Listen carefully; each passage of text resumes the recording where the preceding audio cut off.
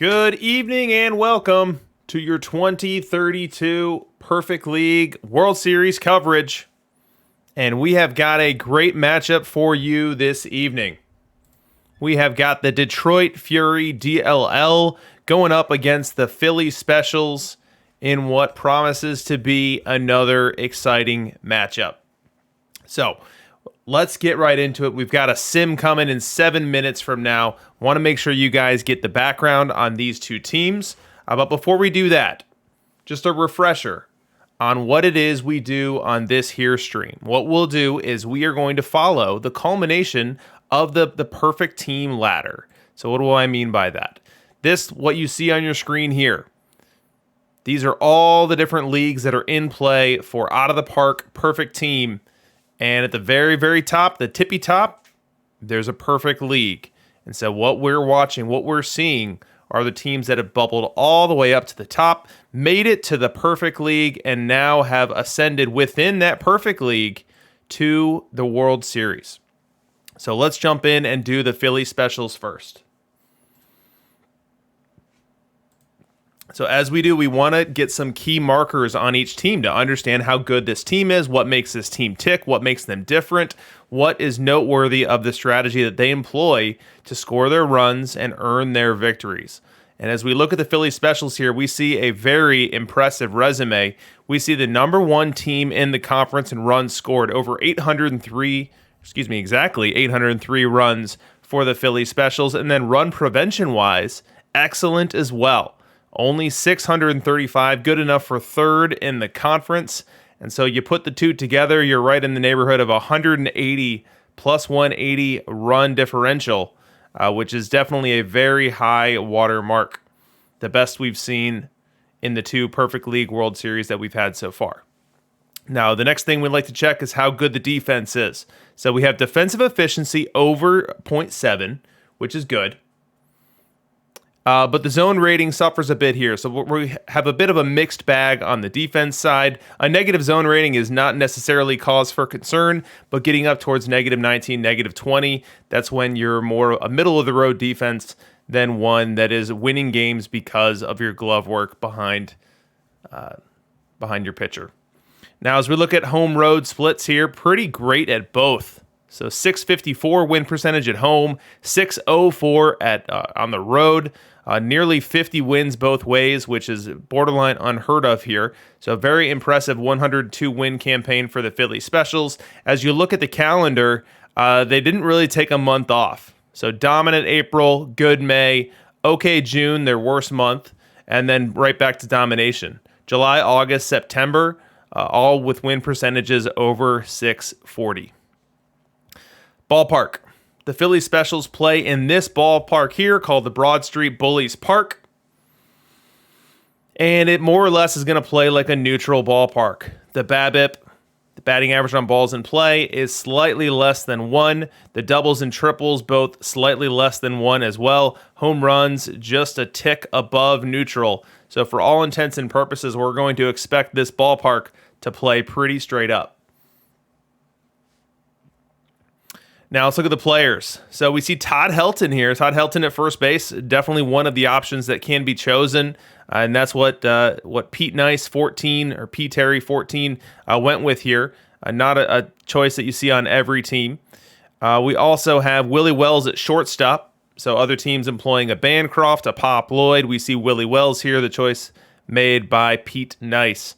Other things to call out: we have a Maury Wills sighting. First time we've seen Maury Wills on this stage here. Now, Maury Wills for this team is a complimentary player, not someone getting a ton of starts. But perhaps the most interesting thing about this build, the most interesting thing I see, is that we don't have a Tim McCarver, we don't have a Bill Dickey, we don't have a Charles Johnson, we don't have any of the supreme glove work guys behind the plate.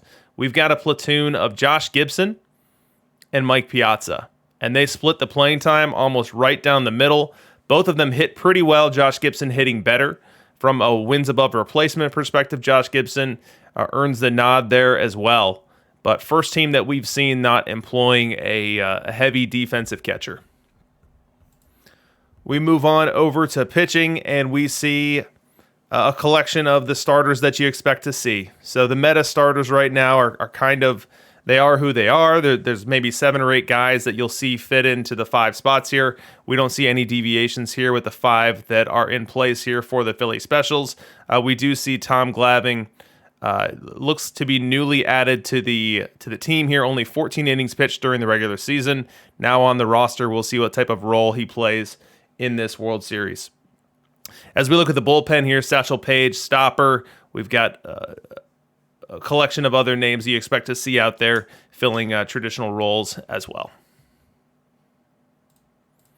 Now we check out the path that they had. So given that we still are in a smaller than usual perfect league, we do not have 4 rounds of best of 7s. We have a playoff bracket that more closely resembles a typical diamond league. And so the Philly Specials got to sit out the wild card series and then welcomed the Virginia Hunters in the division series. They were able to win that one, just 1 over the minimum, 3-1, and then move on to the sub-league series in which they did the exact same thing, this time to the Changwon Sailors. So 4-1 series victory there. So in total, we have the Philly Specials 9 games in with 7 victories. And then as we look at the Philly Specials history, they were a team that started 1 week behind. And by 1 week behind, it's really just 3 days behind because the game launches on a Friday. So they're our first team that we had that was not part of launch. They also spent an extra week in gold and then a couple extra weeks in diamond before earning their way into Perfect League, this being their first week in Perfect League. Now, very quickly here, let's see the other side. We have the Detroit Fury, a member of the DLL, as am I, someone who has been playing at a high level in this game for a very long time and now has an opportunity to win a World Series. Now, let's look at those same markers here. Now, run scored perspective, this is not a highly offensive bunch here. Only 718 runs scored over the course of the season. We'll see the why behind that here in a bit as we look at the ballpark. Runs scored, or runs allowed, perspective, 672. So definitely a team more geared towards run prevention than geared towards run scoring. Run differential here in the neighborhood of 50 runs, plus 50. So Philly Specials get the nod in that department. Now defensively, Doc's Fury, not great. So under 0.7 for defensive efficiency. The zone rating now -31. So defense was not a calling card for the Fury, at least in this week. As we look at the home road split, 567 at home, 493 on the road, just a hair underwater in terms of being under 500 there. And then as we look at the calendar, you see a lot of trading paint. So an 11-11 April, a 14-14 May, 13-14 June, started to pick up some steam in the second half. 14-12 July, best month being the 17-11 August, feeding into a 500 September, but critically a 4-0 October, which was able to vault the Fury into one of the very last wild card spots. Let's look at the park. So we've got a classic lefty cheese ballpark with minimum doubles and triples. So what does cheese mean? Cheese means that you are favoring one side while minning out the other. And so what you'll see here is 1.1, which is the maximum allowed park factor you can have for your left-handed batters, and then 0.9 for your righties. Doing the same in the home runs, and then taking down the doubles and triples for everyone, which is going to have a net effect of reducing overall run scoring within your ballpark. Players. We've got some noteworthy guys here. We've got John McGraw, a very difficult to find tournament special edition card, one of the best hitters in the game, if not the best hitter, depending on the week. We've also got Bill Dickey, probably the most expensive catcher option out there. Bill Dickey definitely in the mold of the elite defensive guy. We've also got Dave Bancroft here as the choice at shortstop. And then interestingly, we see Ned Hanlon at DH. Tim Raines in left. Typically you'd see those two reversed, but Ned Hanlon not fully trained up in left field, which makes Tim Raines the better option for Doc at the present time, at least. From a pitching perspective, leading innings pitched here, you have 5 right-handers, all on that short list that I shared with you with regards to meta starting pitchers. You see a couple of lefties in the bullpen here, actually make it 3 lefties between Dutch Leonard, Tom Glavine, and Jerry Royce. As we look at the path, we see that Doc knocked off Pidge in the wild card round, then had to go take on the Cartier Cutthroats. Escaped that one in 5 and finally was able to catch his breath with a 4-0 series sweep over the Toronto Blues. As we look at Doc's history here, we see that he, similar to the Philly Specials, started a week late, or half a week late, if you will. So launched into rookie, and it has now been in perfect for 2 different weeks. Second time making the playoffs. First time appearing in the Perfect League World Series. So that's the setup, guys. It's time to get to the game. We should be ready to jump in and get our first game going right now. But while I'm pulling down the first sim in the chat, please tell me who you guys think is going to win this series and in how many games you think they're going to do it. Philly Specials, Detroit Fury. Those are your choices, and in how many games are they going to need to pull it off? As I look up here after I load up the simulation, we'll see what the consensus building is.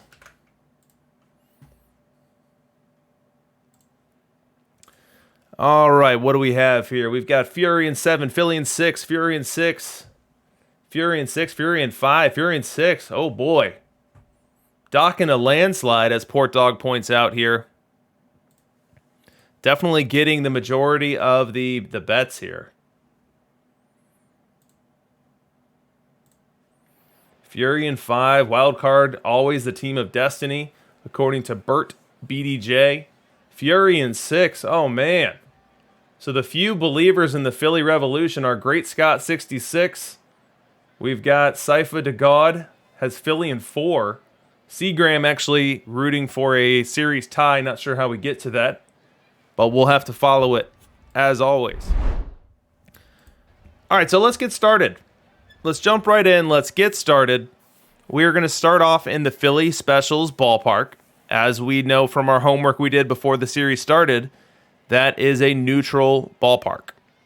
And within this neutral ballpark, the Fury are going to employ a lineup of basically all lefties with the exception of Jackie Robinson, because the switch hitters are going to bat lefty versus Smokey Joe Wood. All right, let's get to it. First batter, first game of this 2032 Perfect League World Series. Let's see what happens.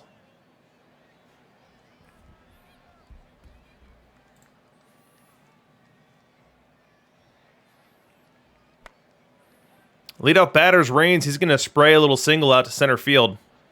And it looks like my camera settings are not as they're meant to be. Let's quickly fix that. So, quick little timeout here as I make sure the cameras are as they should be.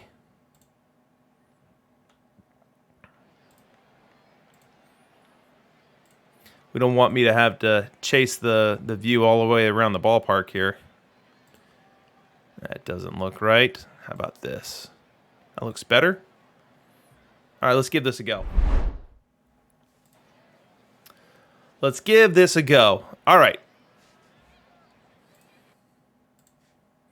So we've got now Tim Raines aboard at third base. We've got Pete Rose on first, one away in the inning here.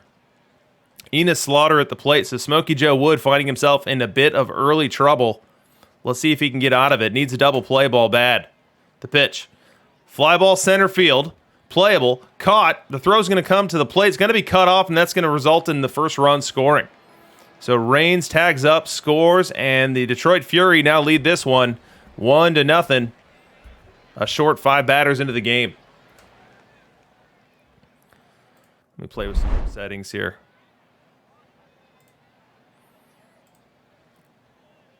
It's not quite behaving as I expect it to, so let me fix this before we go too far.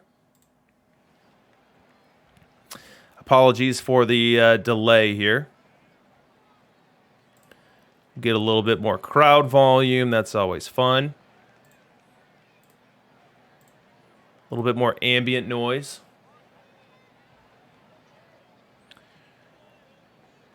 It's odd. I can't remember a time when my default settings ever abandoned me like this.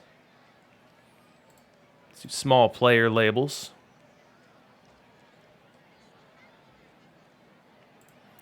turn off to follow the ball. Never been a big fan of that.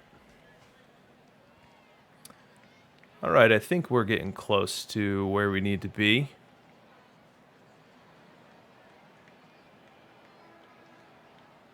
Okay, let's give this a try.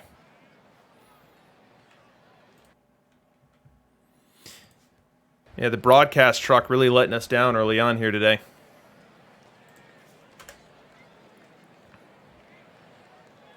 So I'll quickly fast forward us back to the same spot we were in before, with Detroit Fury up 1-0 over your Philly Specials. If you notice, the Philly Specials team abbreviation is John, which is a local colloquialism, I believe. Man, this camera's all over the place. This is actually worse than before. There we go. I think I turned the dynamic action off, and I think we could be good to go. All right, so let's fast forward. Let's go bottom 5. We now have the Philly Specials at the plate. They've got Harry Heilman aboard, and they've got Josh Gibson at the dish. But it's not any Josh Gibson. It's Fire Josh.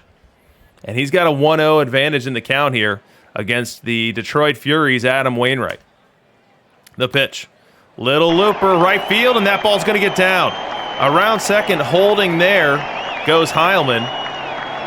And Josh Gibson now aboard. First opportunity for the Philly Specials to get into this one. As you see from the scoreboard in the top left of your screen, that right there, the first hit for the Philly Specials all game long. Very next batter, Chicken Wolf. Wainwright facing his first dose of trouble in this one. The pitch. Ground ball up the middle, could be 2. That's 1. It's short, on over to first in time. An inning-ending double play hit into by Chicken Wolf. Fleet of foot, but unable to beat that one out. And the Fury will carry their 1-0 lead into the top of the 6th. Top 6, nothing doing for the Fury. We'll go bottom 6 now.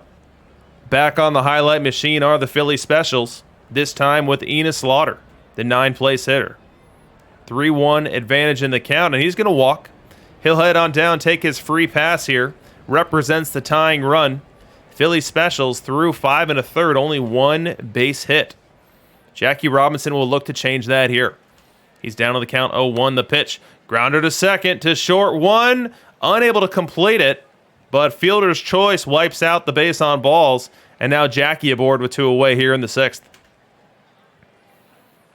Tim Raines comes up as the last hope for this rally. He's got a full count. Jackie Robinson will get a head start on this pitch. The pitch. Base hit down the left field line. Jackie Robinson around second, heading to third. He'll get to third, and he's not stopping there. Turns the corner, heads on home, scores without a throw. And the Philly Specials have tied this one up at 1 here in the bottom of the 6th. We now go bottom 8, same score. Pitchers duel here in Philly. Dutch Leonard, a lefty, into this game. He's got Oscar Charleston aboard and now faces Enos Slaughter. The pitch. Grounder to second, to short, 1 to first, double play. The Detroit Fury continue to find the ground ball when they need it. And this one wipes out a would-be rally for the Philly Specials here in the 8th. We'll stay bottom 8 as Jackie Robinson comes up. He'll face Dutch Leonard. Nice little matchup here for him. Leonard winds and delivers, and that ball's hit well, but playable. Left field. That's going to be caught. Raines grabs it, and that's going to retire the side. So through 8, we are knotted up at 1. We go top 9, and up comes John McGraw. Let's take a look at him in the matchup analyzer, which has been underutilized to this point in the ballgame. So I told you earlier that John McGraw, one of the better hitters in this game. Let's take a look at how well he does versus right-hand pitching. You can now see that in the bottom right corner of your screen, and then we'll contextualize that against Satchel Paige's numbers versus left. as we look at this critical matchup here in the top of the ninth with nobody out. So John McGraw, definitely more green happening than Satchel Paige, whose whip balloons a bit here, and the walks per 9 becomes a problem versus left-handed batters. And John McGraw, definitely one who can work a walk or two. Let's see if he finds a way aboard here as the leadoff batter in the ninth. Wind and the pitch. Ground ball up the middle. Oh no! It gets through. Maury Wills reaches down, can't make the play. They're going to give John McGraw an infield single there, but Maury Wills definitely had a play on it. He'd tell you himself that that's the play that he should be making. But John McGraw now aboard to start this ninth inning. Next batter, Pete Rose. The pitch. Ball 4. Pressure building in the ninth inning here. You could cut it with a knife in Philly as the first 2 runners aboard as we are tied here late in game number 1. Enos Slaughter comes up in what is the biggest at-bat we've had in this ball game. We'll go right back to our matchup analyzer and take a look at what to expect from Enos Slaughter versus right-handed pitching. Slaughter is a +7 on the batting runs statistic per 600 plate appearances, and he faces Satchel Paige here with this game hanging in the balance. The pitch. Swing and a miss. Strike 3. Huge strikeout for Satchel Paige. Able to spin the changeup on the inner half there. Not the location he was going for. But Slaughter only able to get a piece of it, and Josh Gibson able to hold on to the foul tip for that first out of the inning. 1 away now. Next up, Bill Dickey. Bill Dickey, full count on him. The wind and the pitch, and that is ball 4. They are loaded.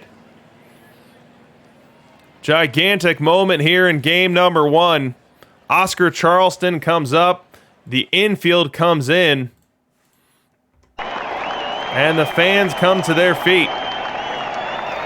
Oscar Charleston versus Wright. You see he's about a league average hitter. But a league average hitter becomes a bit better than that when they've got a wide open infield to try to shoot a ball through. Let's see if he's able to here. He's down on the count 0-2. Philly fans want to strike out the pitch, and that's exactly what they get. Swing and a miss. Another changeup from Paige, and Charleston expands the zone for the second out this inning. That's going to allow the infield to go back, and it brings up Ned Hanlon, the DH. Full count on Hanlon. Runners will be off with the pitch. The pitch. Looping fly to center and down. 1 run will score. 2 runs will score, and the runners will halt at the corners, having blown this one open 3-1. Bottom 9 now. Philly Special needs to work their way back in. They'll have to do it against Dutch Leonard, one of the 3 lefties in the Fury bullpen. Due for the Specials is Tim Raines, Pete Rose, and Adrian Beltre, 3 hitters that will bat right-handed against Dutch. Wind and the pitch. Swing and a miss. Strike 3. Tim Raines unable to catch up with that heater up in the zone. 93 on the gun, and that's 1 away for Leonard and the Fury. Now 2 away, and we're down to the final out of the game. Dutch Leonard leaves. In comes Mike Mussina, and he's going to be working with Adrian Beltre. Let's set this one up with our matchup analyzer. Mike Mussina versus right-handed batters. Adrian Beltre versus right-hand pitching. Advantage ever so slightly to the pitcher on this one. 1-0 count. Wind and the pitch. Little looper, left field and down. Beltre with a looping single. that's going to accomplish the goal of bringing the tying run to the plate. And it comes to the plate in the form of Build-A-Legend Harry Heilman. Let's pull up his statistics in the matchup analyzer. We see he's around a league average bat versus right-hand pitching, and the Specials need him to be more than that now. He's got himself in the catbird seat here with a 2-0 count and advantage against Musina. The pitch. Grounder to short. Takes the short throw to second, and that will do it. The Detroit Fury come into Philly, steal game 1, and now lead the series 1-0. The Fury, known for their interpretive dance routines, exhibit 1 out in front of home plate now, as they have to feel good about this one. A tie game late, with a clutch 2-out hit coming from Ned Hanlon being the deciding factor. Quick look at the box score. You see the win expectancy was basically trading paint all game long, inching up ever so slightly for the Detroit Fury, but once the Specials tied it in the 6th, it was anyone's game, and it remained that way until Ned Hanlon hit that 2-run single off of Satchel Paige. So let's go ahead and pull down the sim for game 2. And I'm going to need to be reminded to update our score bug here to make sure that we reflect the series score.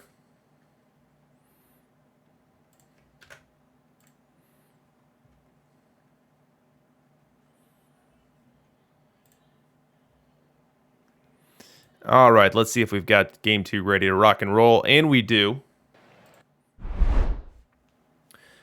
Very good. Let's update, give Doc game 1.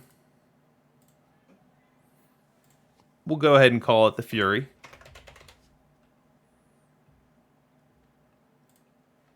And we move on to game 2. So when the road team comes in the World Series and wins game 1, as the home team, the last thing you want to do is drop game 2 and then be forced to go on the road and at a minimum need to get 2 out of 3. So big time pressure on this game for the Philly Specials. They're going to send out Tom Glavine to the hill looking for game 2 here. Now Tom Glavine, what that's going to do to the Fury lineup is that's going to remove a lot of those lefty bats that we saw last game. Those head to the bench. Onto the field comes Jeff Bagwell, Adrian Beltre, and Chicken Wolf. So we'll see how this plays out. Let's look at Tom Glavine's global numbers. You see him in the bottom right corner of your screen here. Elite at home run avoidance. Better than perfect league average ERA. Better than average whip. Less than average K9 and walks per 9. But let's get this one started. John McGraw to lead things off for the Fury.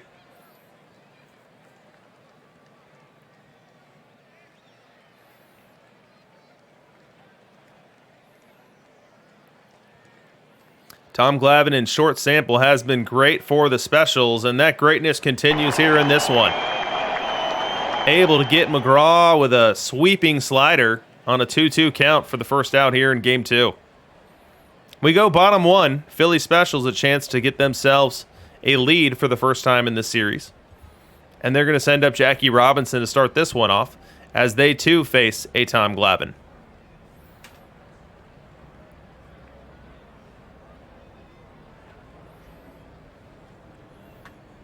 And that ball belted deep right field. Gone! A leadoff home run for Jackie Robinson, 403 feet to right center field. Finds its way into the crowd and finds its way into the crowd's hearts, more importantly. Gives the fans something to cheer about as they now grab a very early lead here in game number 2.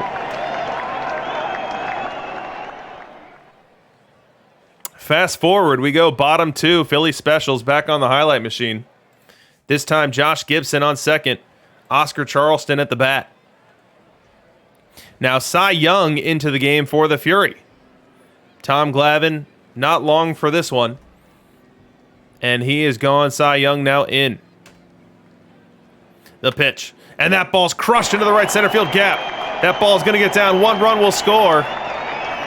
Charleston around second. He's going to try for third. Sliding in ahead of the tag. That's an RBI triple for Oscar Charleston. Make it 2-0 Specials.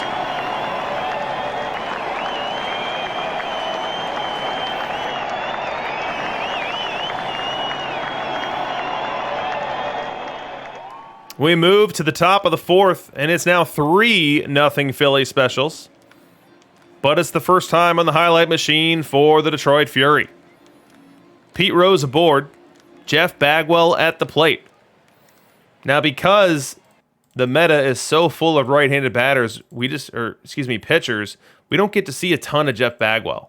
So when Jeff Bagwell is on the highlight machine, we gotta make a big deal about showing it off. So we've got Jeff Bagwell versus left. We've got Tommy Glavine versus right. As you see from Bagwell's stats in the bottom right corner of your screen, Jeff Bagwell is lethal versus left-hand pitching.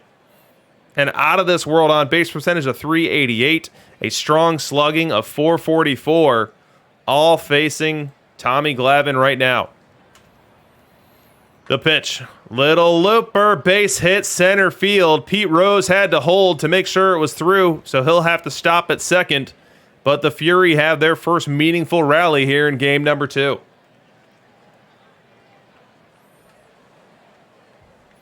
Oscar Charleston up next for the Fury. Even in the count, 2-2. The pitch. Strike 3 called. Charleston doesn't like it one bit. This ball appeared off the inner half. Off the inside corner, but he gets the call anyway. He'll head to the bench, as now heading up to the plate is Adrian Beltre. Let's check out Adrian Beltre versus left. You see his stats in the bottom right corner. A 10.12 bat R for Beltre, as he's looking to stay out of the double play and get his Fury onto the board for the first time here today. The pitch. Line drive, base hit up the middle. Around third and trying to score is Pete Rose, and he slides ahead of the tag. Make it 3-1 now. Detroit Fury on the board via the Adrian Beltre RBI single to center. Bill Dickey, the next batter. Left-on-left matchup here. This could be a real tough matchup for Dickey. Let's see. That suspicion is confirmed as we see Dickey a negative 11.5 on the bat R in left-on-left matchups here. Also a significant double play candidate. The pitch. Grounded to third, to second one, to first double play. The Phillies Specials end the fourth with a double play off the bat of Bill Dickey. It goes 5-4 to 3. And they'll retain their 2-run lead as they move to the bottom of the fourth. Nothing doing. Bottom 4. We fast forward all the way to top 6. And it's another matchup for Jeff Bagwell versus left-hand pitching. And again, he bats with Pete Rose aboard already. 3-1 count. The pitch. Checked his swing. They appeal down to first. The umpire says he didn't go. And that's going to be a base on balls for Bagwell. That's going to put the tying run aboard as Glavine issues his second free pass of this ballgame. Up next, Oscar Charleston. Now, Charleston in his last at-bat was in a big spot just like this and was caught with the bat on his shoulders on a questionable borderline pitch on the inner half. Let's see if he's a little bit more swing happy this time around. 2-2. The pitch. Fly ball center, playable. Catch made. They'll throw to third, runner tagging, but he'll make it in safely. So Rose tags on over to third. And now it's 2 outs for Adrian Beltre. Glavine now 1 out away from getting out of this jam. But tough customer in Beltre at the plate. The pitch. Grounded to second. He'll take it to the bag himself, and that will end the 6th. score remains 3-1 Specials as we push this one to the bottom half.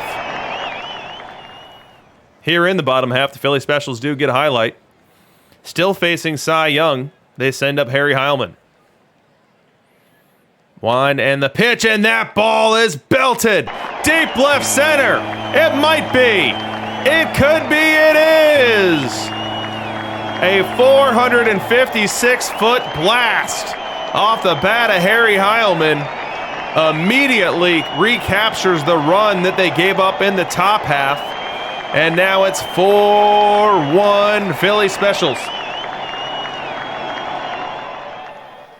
Still bottom six. Cy Young now working against Chicken Wolf.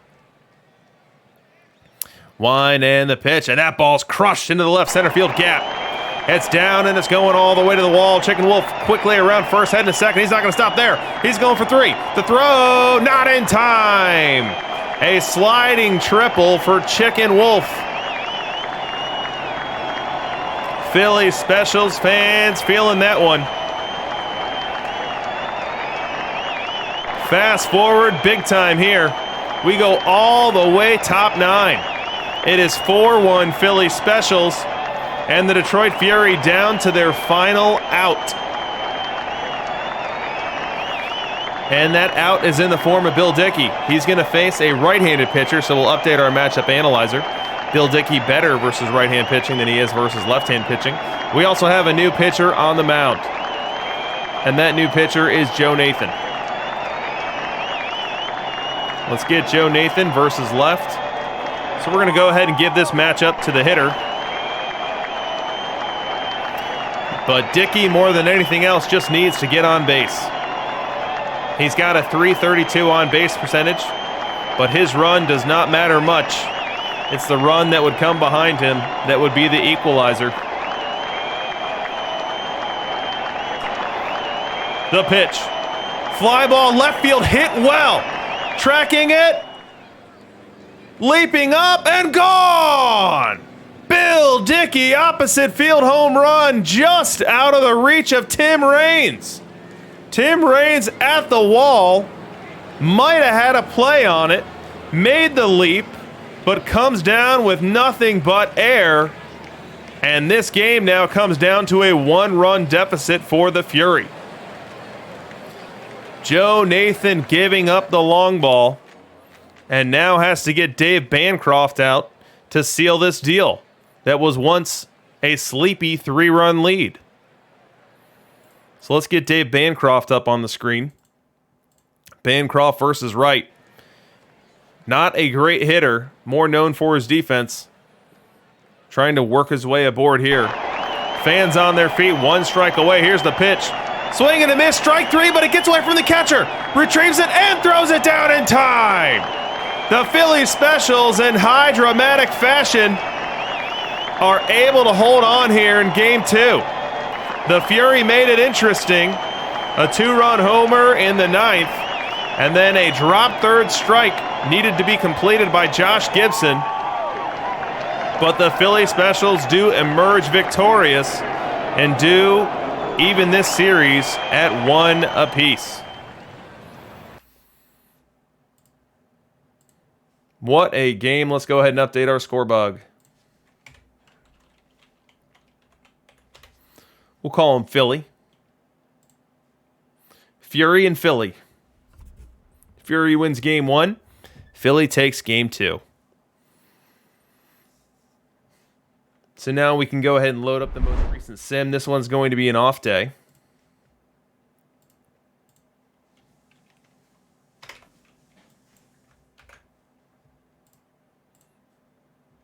But if you're the Detroit Fury, you got to be feeling good. So you've got a ballpark that is tuned to your build.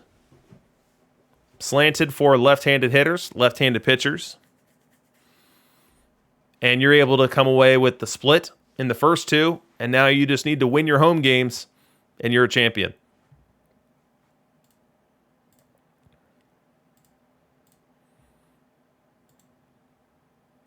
All right, so sim is loaded. We'll come back in here. Here's our current state. Now, what we can do, because we have some time to kill, is we can look at some league-wide statistics. So last week's series had so many highlights, had so many back and forths, had so many close games. We didn't have any time to look at stats from Perfect League itself. So this is a welcome opportunity to do so here. So this chart that you see on your screen here is all hitters in Perfect League. All positions and total data. And so as you look at this screen, and if you're on mobile, probably a bit hard to see.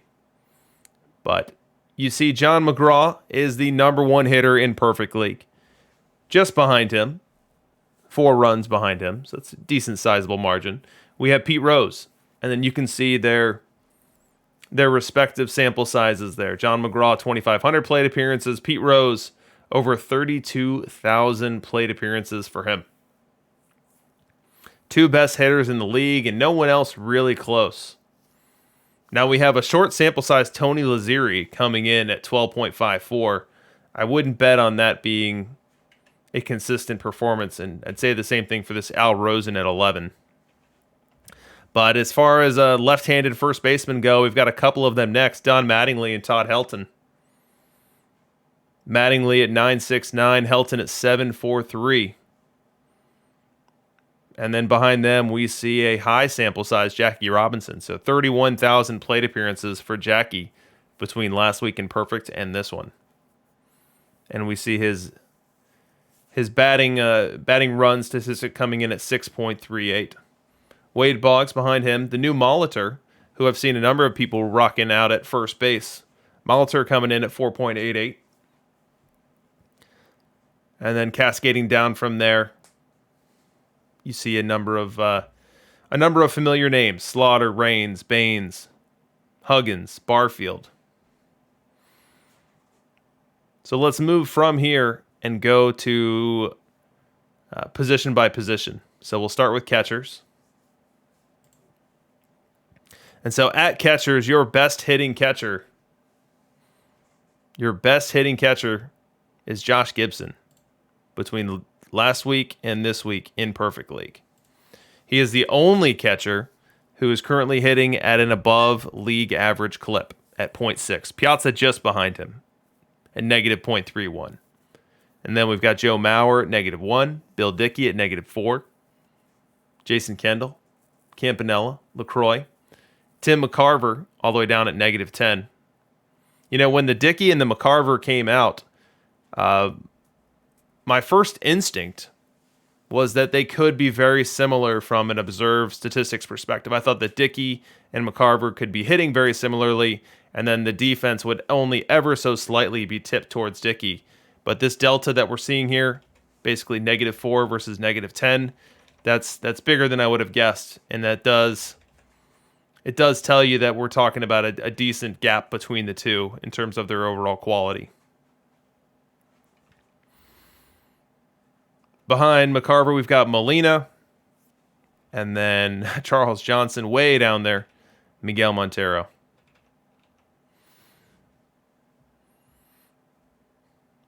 Let's see if we see anything interesting when we toggle between versus right and versus left. And let me bring this down a little bit so you guys can see what splits I have active.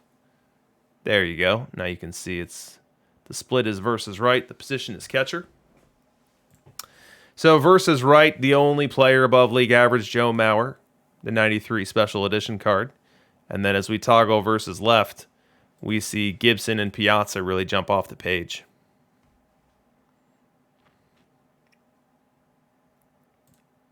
So we'll leave catcher behind us and we'll move on over to first base.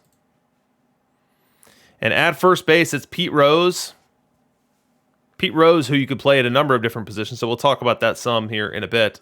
But it's Pete Rose and then a gigantic gap. He almost doubles up second best.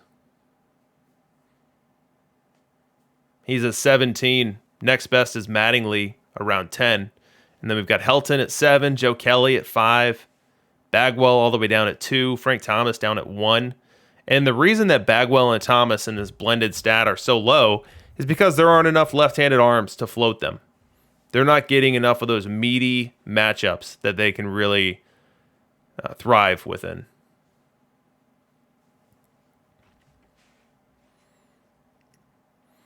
Let's go VR and VRL just to see that effect. So versus right, we see Rose, Mattingly, Helton all right at the top. And then we see Bagwell, Thomas shrinking down below league average. Harry Heilman well below league average here. And then as we toggle to versus left, sample size shrinks to the point where there's not a ton of people here. But those that remain, Bagwell and Thomas, significantly better than Pete Rose. So Bagwell at plus 22, Frank Thomas plus 18, both better than Pete Rose's plus 7.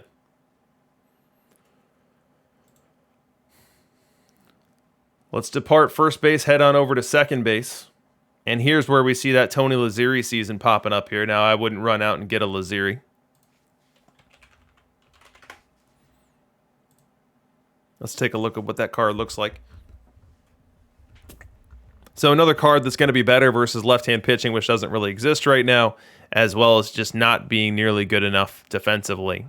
So regardless of what you see in your screen here, can't get behind endorsing Tony Lazzeri really for any role at this point in Perfect League.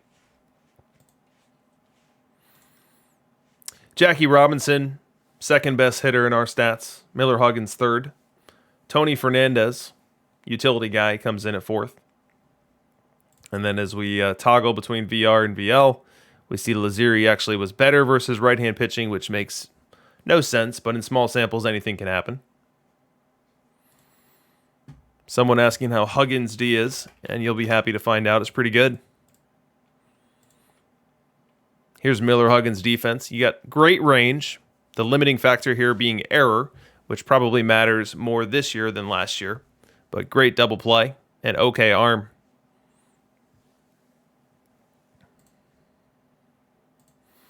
All right, let's go to shortstop. Here's a fun one to look at. So Jackie Robinson coming up as our best hitter at shortstop, but we don't necessarily place him there because we like him at second base. So in terms of who is remaining at shortstop, who do we have floating to the top of the bats? We got Tony Fernandez there, but we know his glove isn't good enough. We got Bancroft at -6. That's not that bad.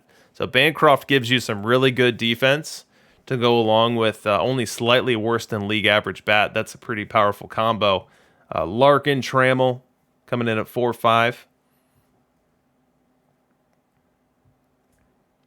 We have Pop Lloyd down to -15, my guy. Whatever the opposite of my guy is. Rizzuto, -21. Willie Wells, -25. So Lloyd and Wells very comparable with the glove. Wells going to be slightly better, but Lloyd outperforming by almost 10 runs there with the bat.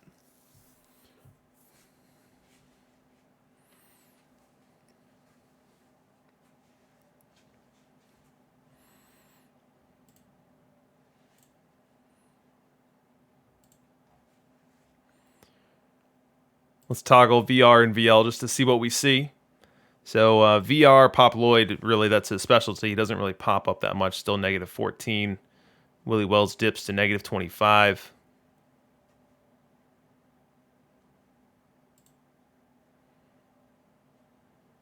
Nothing too interesting there to be found. Let's move on over to third base. So at third base, we have John McGraw, and then a gigantic gap between him and Al Rosen. And so McGraw, not a card that you can run out to your corner store and pick up anytime you want it. He is an elite tournament special edition card. Very difficult to get your hands on, and when there is one in the auction house, it's typically going for plenty of perfect points. But as we look at those around him, Al Rosen at +11, I wouldn't expect him to maintain that. That seems higher than I would expect. That beating out Tony Fernandez is 9, Boggs 5, Molitor 5.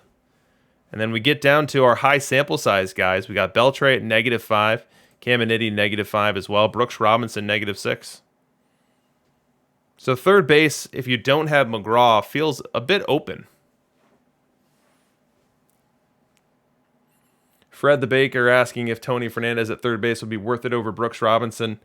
So I think your mileage may vary. Brooks Robinson definitely going to be a better defender. Much better defender there.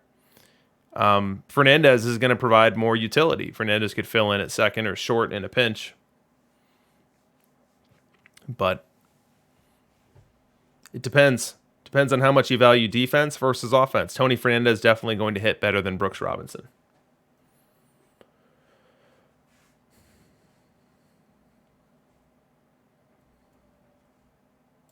All right, we've got 2 minutes here, so let's hustle up and get our corner outfield guys. So we'll do left field and right field together. And in so doing, we see that this is not really where people are deriving much offense. This is combined left and right field here, and there's only one hitter in the bunch. It's Pete Rose. Once you get past Pete Rose, Slaughter doesn't hit much, Raines doesn't hit much, Baines, Barfield.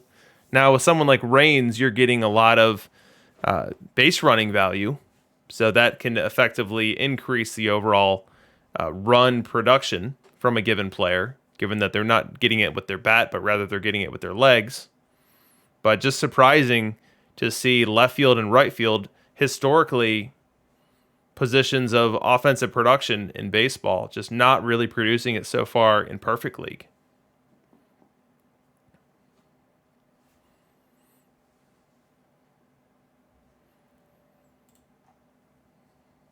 Yeah, Chicken Wolf, -9. Now, he's a great defender. You can't take anything away from him there.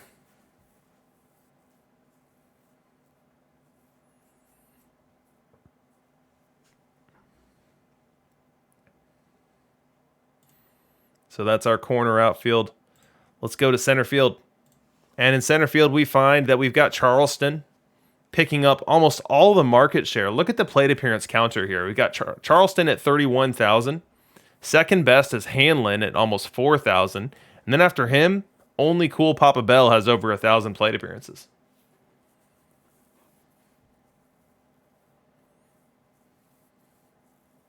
Kidney's saying bad R is deceiving. Now bad R is designed to tell you exclusively what is being generated by the bat.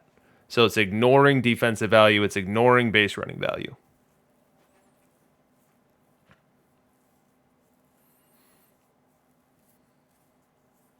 But Charleston here, number 1, Hanlon 2. And then we don't really have a meaningful 3. Cool Papa Bell, probably the closest in terms of plate appearance, but not getting a ton of run there. And those Cool Papa Bell use cases really have more to do with base running and late inning defense than they do with him as a startable option in center field.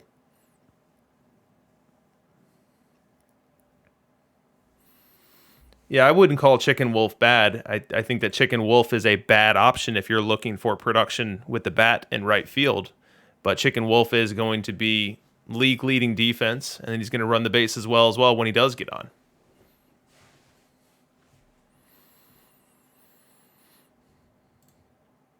All right. Enough killing time. It's time to get back to our game here. It's time to get back to Game 3. We're at a pretty critical moment in this series, with Doc getting his first home game, going to try to leverage that lefty home park to at least take 2 of 3 at home. And then if he's able to take 3 of 3, then we're talking about a new Perfect League champion.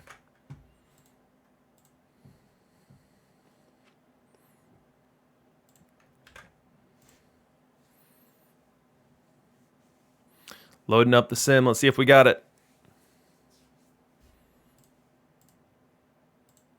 And we do.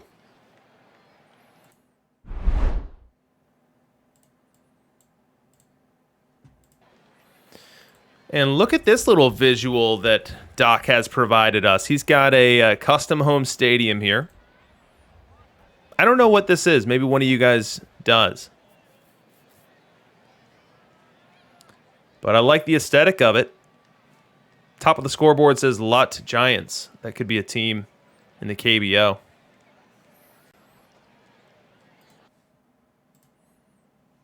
One of the Korean League stadiums. One of the KBP teams. Very good. I love it.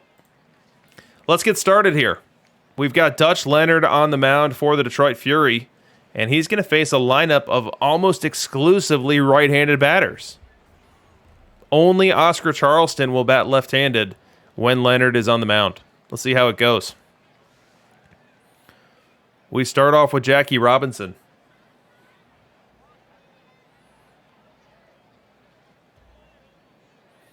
Leonard winds and delivers, and that ball sprayed into center field. A diving catch! Oscar Charleston leaves his feet and kicks off Game 3 in style. He got a great break on the ball. Just sliced off the bat and able to leave his feet, make the grab, and give the Fury their first out of this one. We go top 2. And out of the game goes Dutch Leonard. Into the game comes Smokey Joe Wood. And Smokey Joe Wood will pitch to Josh Gibson with Harry Heilman on first. But it's not any Josh Gibson. No. It is Fire Josh Gibson. Full count. The pitch, runner goes, swing and a miss. Strike 3, throw down to second. In time! Bill Dickey! Strike him out, throw him out, as Harry Heilman cut down at second base. A bit of a gamble by the Philly Specials, as Josh Gibson known to swing and miss occasionally. As this little mini rally here in the second ends very prematurely. We go bottom 3. Tim Raines on second for the Fury. John McGraw at the plate. Tim Hudson on the mound. The pitch. Line drive, base hit up the middle. Raines around third. He's going to try to score. Here comes the throw. Not in time. Tim Raines scores the first run of this game as he is plated by John McGraw with a missile base hit up the middle. Hanging slider, and he didn't miss it one bit.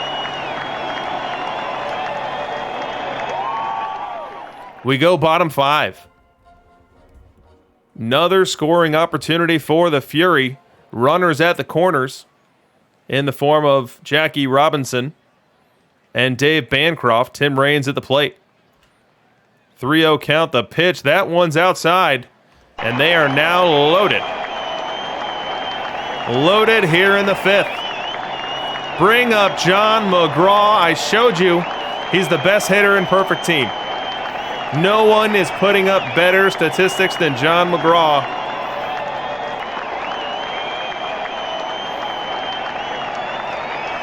Let's go ahead and get our matchup analyzer cooking here for this one.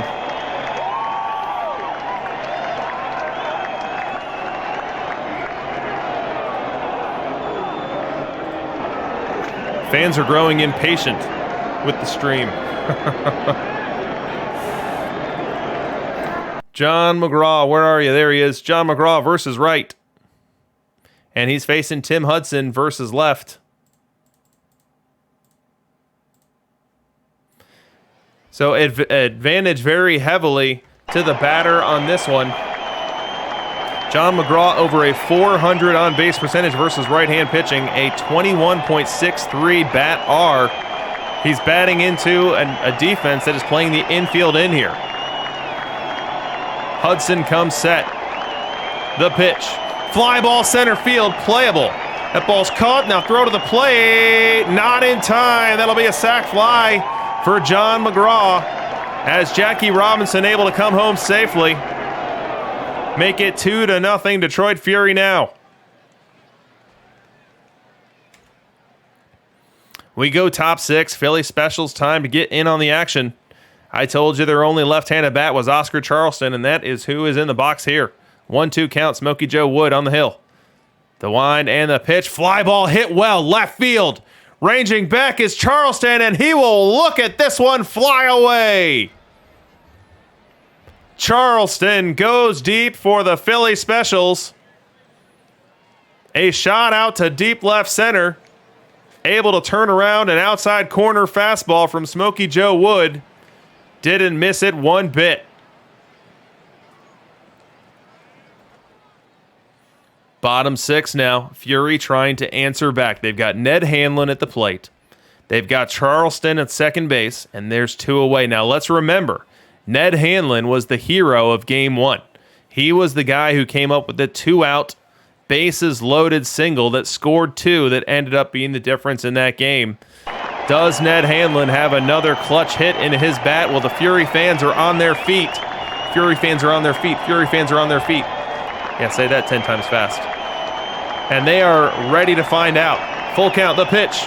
Little looper, left field. In comes the left fielder, not going to be able to get there. Scoring from second. And now the Fury lead 3-1.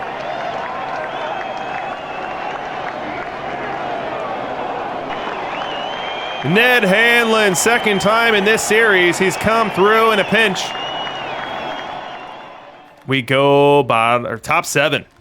Philly Specials, time to get in on the action. Now, Smokey Joe Wood cruising in this one, but he's got to deal with a tough customer now in Pete Rose. Wind and the pitch. Rose laces it up the middle of the base hit.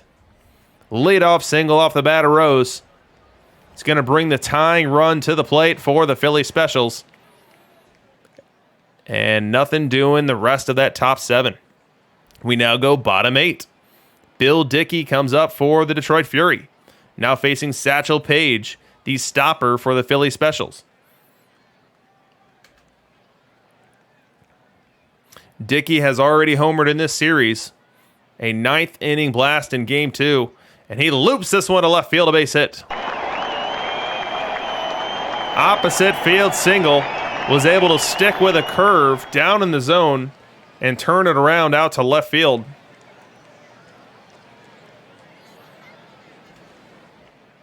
Yuka asking whose teams are these? We've got Pete Nice 14's Philly Specials, and we've got Doc or Nick or whatever the Discord handle he's going by these days. But Doc running out his Detroit Fury. Let's go top 9. Let's go top 9, and let's go to the final out of the game. And the fans love it. The fans love it.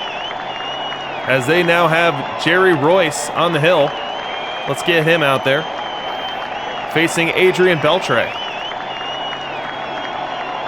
So Jerry Royce versus right-hand batting.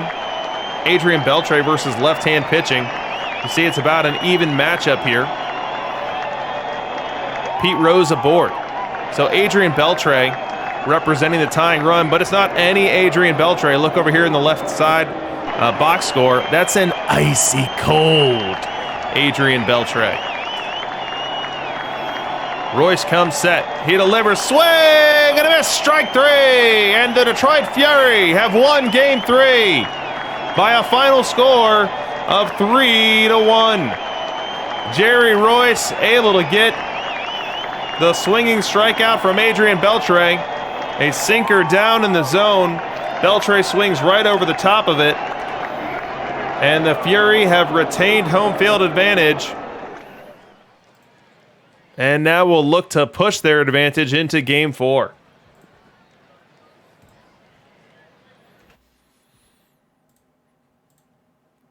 As we look at the box score, let's see what we see. So from a starting pitcher perspective, both teams got the job done. Now, Tim Hudson for Philly was a little bit wilder than we typically expect to see. He issued 4 free passes. He also gave up 6 hits. On the other side, Smokey Joe Wood, 7 2/3, only giving up 1 run and no walks. So Smokey Joe Wood, who has been absolutely dynamic for the Fury here in the playoffs. So if you start with October 9th here, you can see Smokey Joe Wood with 2 clean innings of relief. And then in the sub-league series versus Toronto, pitched a quality start, 6 1/3 innings, only 2 earned. And then follows that up with the excellent ball game that you just saw unfold here in front of you. Now 2-0 on the playoffs for Smokey Joe.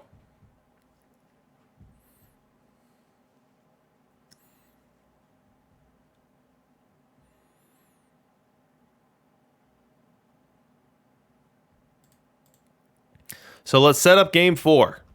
we have Adam Wainwright pitching for the Philly Specials going up against Charles Nagy for the Detroit Fury. Now, Wainwright, it appears, has not pitched in the postseason for the Specials. Let's see. No, he has pitched. It's just been a couple of relief appearances. Looks like just one in the playoffs. 1 2/3 innings, no earned runs. So a surprise start here for Adam Wainwright, and he'll be going up against Charles Nagy.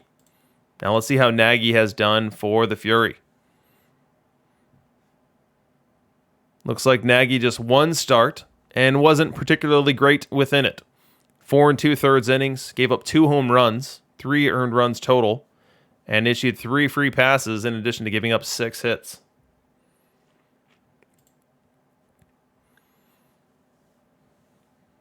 So Wainwright versus Nagy for Game 4. If you're the Fury, you can really push the pace here, extend your series lead to 3-1, and then be on the verge of clinching in Game 5. Now, if you're the Philly Specials, you really want to see this thing even up at 2-2. You don't want to find yourself in an elimination game on the road facing a team tuned to its own ballpark. So what happens in Game 4 will have a lot to do and a lot to say with who ends up walking away with this one.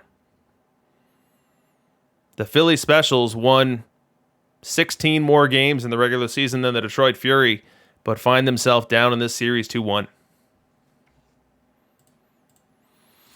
The Fury definitely battle-tested from earlier rounds in the playoffs, taking down Pidge in the Wild Card Series, taking down Cartier in the Division Series, and then sweeping their way through the Sub-League Series against the Toronto Blues. The Philly Specials not having to play in the Wild Card Series and then having 2 rather non-dramatic series in Division and Sub-League have them in unfamiliar territory here in the World Series.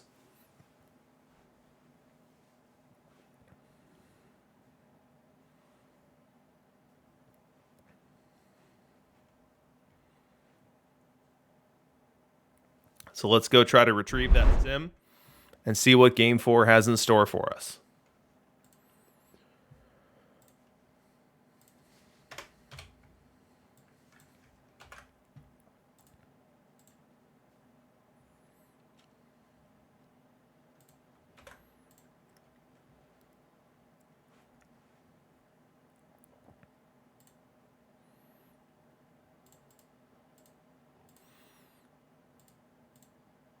All right, Game 4 is in. Let's take a look. Oh, baby. Look at this, guys. So normally, they like to start us off with the very first hitter of the game. Normally, we get to see that first batter regardless if there's anything happening of consequence or not, and not in this one. So we skip the entire Philly Special first. We skipped the first 3 hitters of the Detroit Fury first.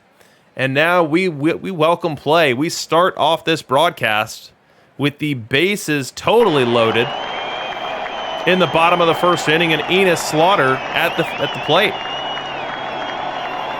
facing Adam Wainwright.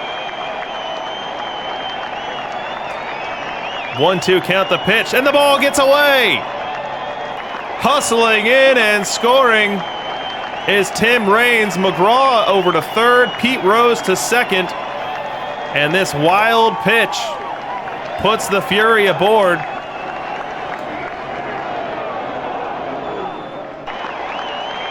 Enos Slaughter ends up on base after that at bat. Bill Dickey ends up retired, and now Charleston finds himself in the catbird seat as well. Bases loaded, 1 out, 2-2 count. The pitch.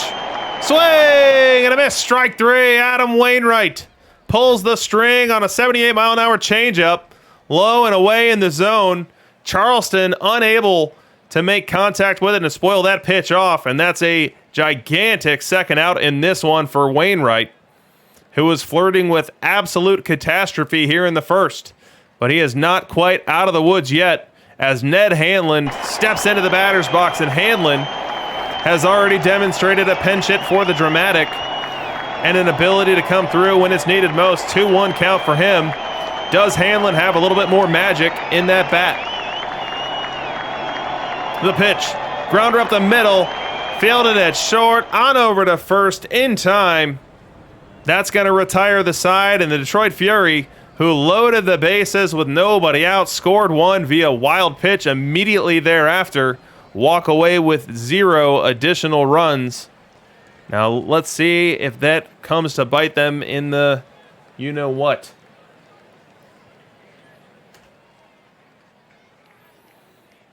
We go bottom 6. It's still 1-0. Wainwright appears to have extremely settled down here after that first inning jitters, first inning wildness.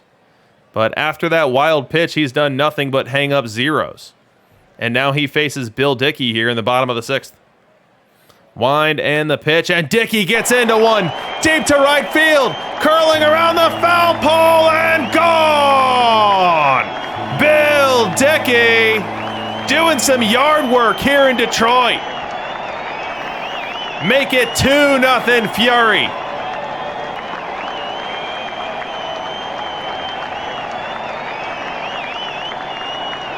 Bill Dickey, not known as an overly offensive catcher, but got every bit of that changeup that caught too much zone. We go top 7. Phillies special still searching. Searching for that first run, searching for that first meaningful rally. And they'll try to do so against Charles Nagy. And they'll try to do so with Harry Heilman at the plate. 3-1 count, the wind and the pitch. And that's ball 4. A leadoff walk from Nagy to Heilman. Sinker just missing that outside corner. And that's going to bring up Josh Gibson. Now, Josh Gibson has lost his fire emote. He's lost it. But can he get it back with some fireworks here today? 1-1 count. The pitch. That ball crushed to left field, but ranging over and making the catch is Tim Raines. Retreating to first is Harry Heilman, and that'll be 1 away. Up next, Chicken Wolf. A 1 count on him. The pitch. Grounder, kind of in no man's land, but somehow able to be thrown to second for 1, and on over to first for a double play. Chicken Wolf, a runner typically able to beat out plays like that. Got a slow start out of the box. Nagy fields it, fires on to second, and they're able to complete the double play. A nice little Houdiniac there for the Fury. We go bottom 8. Ned Hanlon at the plate here, looking to extend the 2-0 lead for the Detroit Fury. Full count, the pitch. Little looper, center field base hit. Gets that one off the end of the bat, but got enough of it to clear the infield, and didn't get enough of it to get to the outfield. So that'll give the Fury a 1-out runner here in the 8th. Nothing else doing. We go to the 9th. Charles Nagy going to try to close this one out himself. He's going to start things off against Pete Rose. Pete Rose has worked himself an advantaged 3-1 count. Nagy winds and delivers, and that's ball 4. A leadoff walk here in the 9th inning. Not what the Fury faithful were hoping for. But now Todd Helton will bat at the plate with Pete Rose on first. Nagy leaves the game. Into the game comes Mike Mussina. He will now be tasked with bringing game 4 to completion here, and doing so with the Fury victorious. He's got Helton even in the count here 2-2.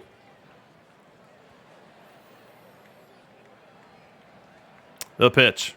Grounded to second. To short 1. On over to first. Double play. Jackie Robinson and Bancroft team up to erase the leadoff walk and put the Fury an out away from a 3-1 series lead.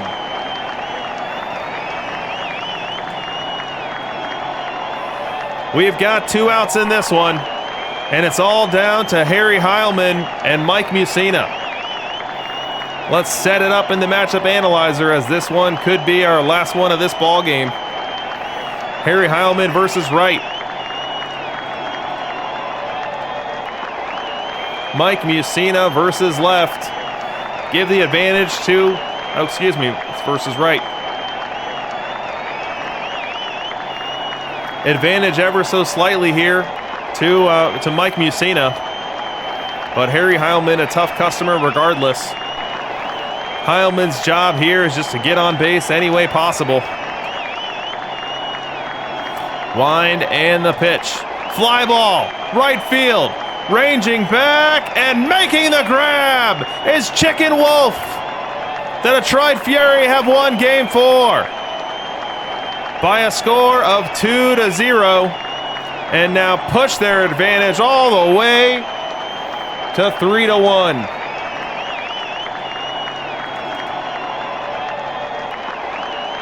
Fury fire, says EBC and NYC.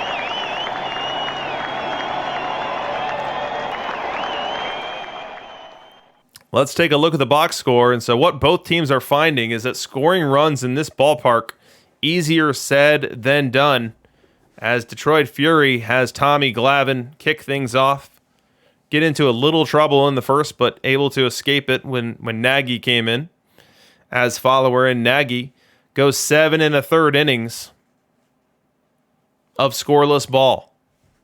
Dancing around a couple of raindrops here with 3 hits, 3 free passes, but able to get the outs when they're needed and able to hand it over to Mike Musina, who pitched a clean 9th in relief to get his 3rd save of the postseason. Now on the Philly side,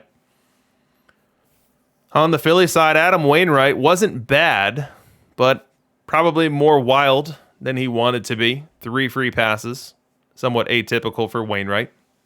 Also gave up 6 hits as well. 2 earned and 1 home run. That came off the bat of Bill Dickey in the 6th.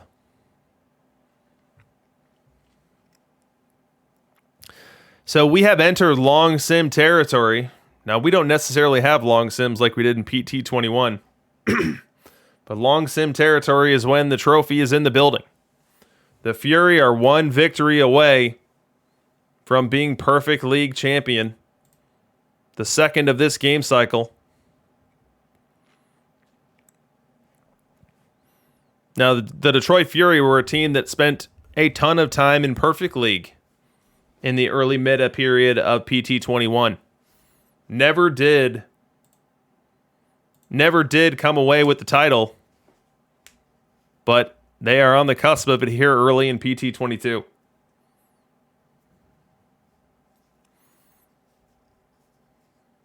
Yeah, Dish, we are not in, there are no long sims in PT22. So this is going to come, we're not going to know based on the length of the sim what the outcome is.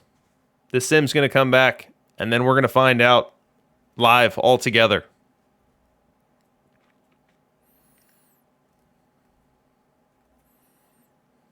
So let's take a moment here to recognize all of the Puma victims of this week. So the relegation Puma is who chews on you when you get relegated outside of Perfect League. There's only one way into Perfect League, and that way is winning a Diamond League. And there's only one way out of Perfect League, and that is as Puma food. And here are our Puma victims this week. Now, we do have 2 mild cards this week. So what's a mild card? A mild card is a team that didn't make the playoffs, but is spared from the Puma. And so kudos to JDA and the Adirondack Lolcats. Kudos to Spark Altitude, as they did not make the playoffs, but they will be back in Perfect next week. But those teams that will not be back in Perfect next week include the Charleston Thunder, the Jefferson City Capitals, the Pawtucket Poets, Burlington Big Stick, New York They Might Be Giants, Yakima Yaks, the Bluffton Never Nudes, Murray Punishers, Newark White Sox, Machado About Nothing, Ben Salem Manwitches, the Observatory Park Otters, who were featured on this broadcast last week. It was all Otters all day. The Observatory Park Otters are the Perfect League champions, the reigning Perfect League champions, and they are on out of Perfect League and heading on back to Diamond. the SF Peach Kings, the Paulus Hook Black Cats, Lake Helensnor Storm, Chicago something, Nashua Dodgers, Lafayette Crawfish, the Budapest Red Devils, and the Indianapolis Hopefuls.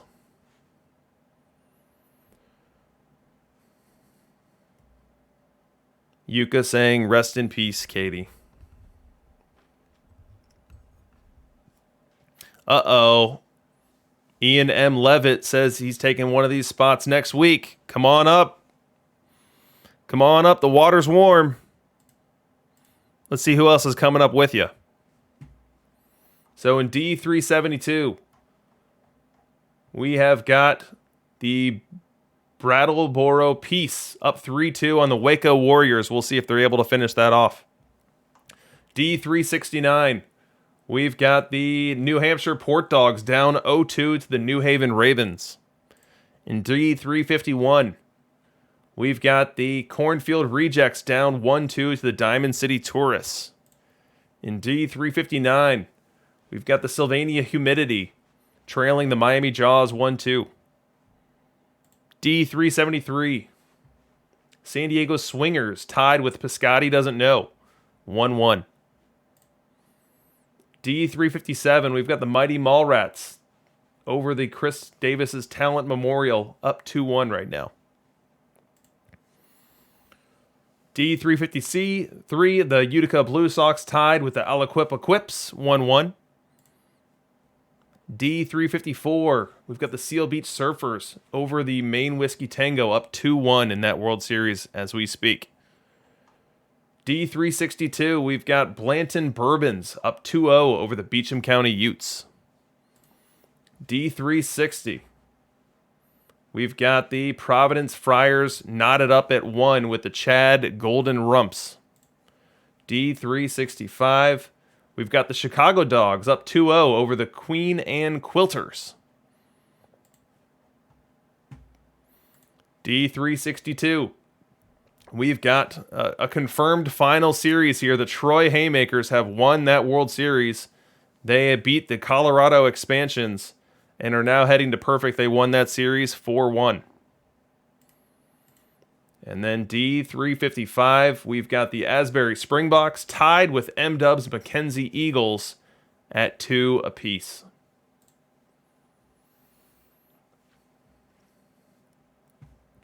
And I know that is not all the Diamond Leagues, but that is all we have time for now. So we will now resume the World Series as Game 5 Sim is cranking away right now. Let's go ahead and go on Be Right Back screen and try to load it up and see what we see. Stakes of this one are huge. Doc gets his perfect league, his first perfect league title. If he wins the game, whereas Philly special, if they're able to pull this one out, they've got 2 home games on tap.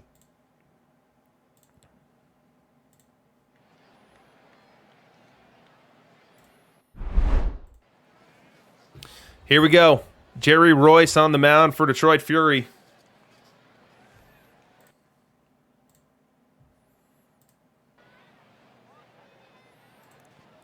And he's going to start this game off against Jackie Robinson. Even count 2-2.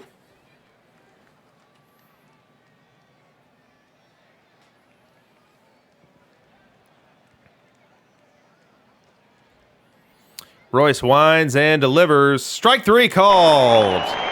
Game 5 underway in fashion as Jerry Royce goes 100 miles per hour on the gun on the outside corner, getting the strike 3 call and getting a jolt of energy from the Detroit Fury crowd. We go top 2. Jerry Royce out of the game. Into the game comes Adam Wainwright. And he's got Chicken Wolf aboard at first base. He's got Charleston opposite him in the batter's box. Now Charleston's got a 3-0 advantage in the count. The pitch. Ball 4. Oh, another thing to note here. The Fury are now winning 1-0. So they snuck in a run there in the first inning that was off camera. But Fury lead 1-0 in this one. But are having that lead threatened as Adam Wainwright faces Adrian Beltre here with an 0-2 count. The pitch. Swing and a miss. Strike three. Big strikeout from the big right-hander. Adam Wainwright goes 95 miles an hour with the sinker outside corner. And Beltre expands the zone, unable to foul that one off. And that's 2 outs. And that'll do it for the specials in the top of the second. We now go bottom second. Up comes Oscar Charleston of the Fury. 1-0 count. The pitch, and that ball belted. Deep left center! Gone! Oscar Charleston puts it in the seats. 2-0 Fury. This one, a heater that Smokey Joe Wood wanted to elevate. Didn't quite get it above the belt, and Charleston put the barrel on it, and 436 feet later it landed. 2-0 Fury. And the fans here in Detroit loving every minute of it. Uh-oh, we've got more off-screen runs. We now have 3 off-screen runs and 1 on-screen run. It's 4-0 Fury, but the specials have themselves a rally. They've got Enos Slaughter at third, Jackie Robinson at first. Tim Raines in the batter's box and 1 away. Now the Fury aggressively playing with the infield in here, playing for that out at the plate. They've also got the infield overshifted, 3 infielders to the right of second base. 1-1 count the pitch. Line drive, base hit left field. 1 run scores. Stopping at second will be Jackie Robinson. Make it 4-1. And the specials still threatening here in the 5th. Pete Rose now at the dish. Full count on him. The pitch. Swing and a miss. Strike 3. Adam Wainwright challenges Rose down in the zone, and Rose swings right through it. 4th strikeout for Wainwright. And now there's 2 away here in the 5th. Wainwright now 1 strike away from getting out of this rally, only having yielded 1 run. He's going to have to get through Harry Heilman to do it. Let's go ahead and set up our matchup analyzer. Adam Wainwright versus Wright. Harry Heilman versus Wright. 2-2 count. The pitch. Grounded to short. Makes the play. Oh no! Dropping it at second base is Jackie Robinson.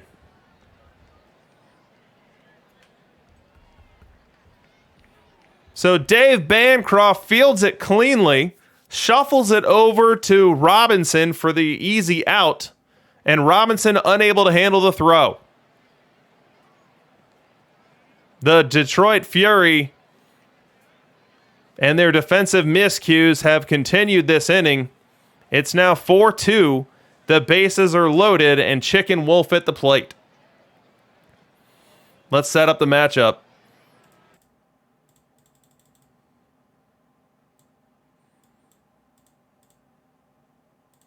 Chicken Wolf versus Wright. Adam Wainwright versus Wright. Definitely advantage to the pitcher here.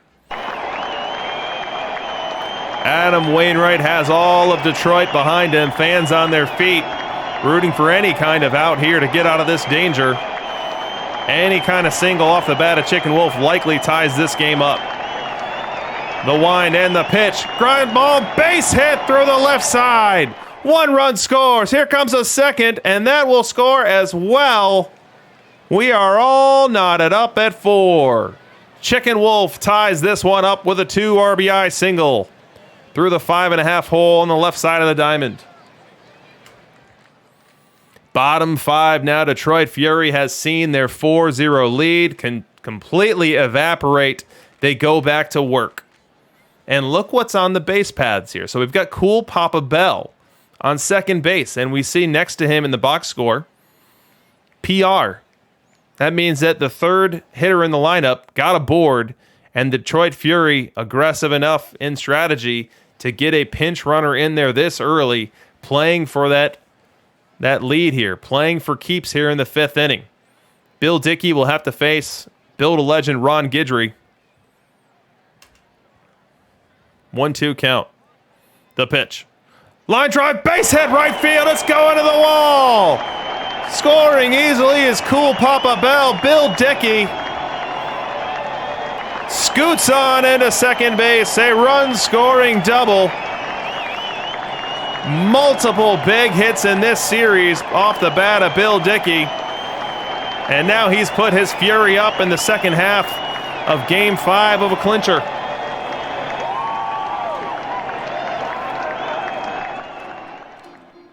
We go top 6 now. Philly Specials trying to answer back. Beltre aboard, Slaughter at the plate, 1 away. The pitch. Little blooper, left field and down. Slaughter around second, he'll stop there. But 2 aboard, 1 out for the Specials as they are refusing to go away here in Game 5. Next batter up, Jackie Robinson facing Dutch Leonard. Let's set this one up. So Dutch Leonard, not a name you hear a ton in perfect team play. And look at this. I only have 1 innings pitch for Dutch Leonard in all of Perfect League data for the past 2 weeks.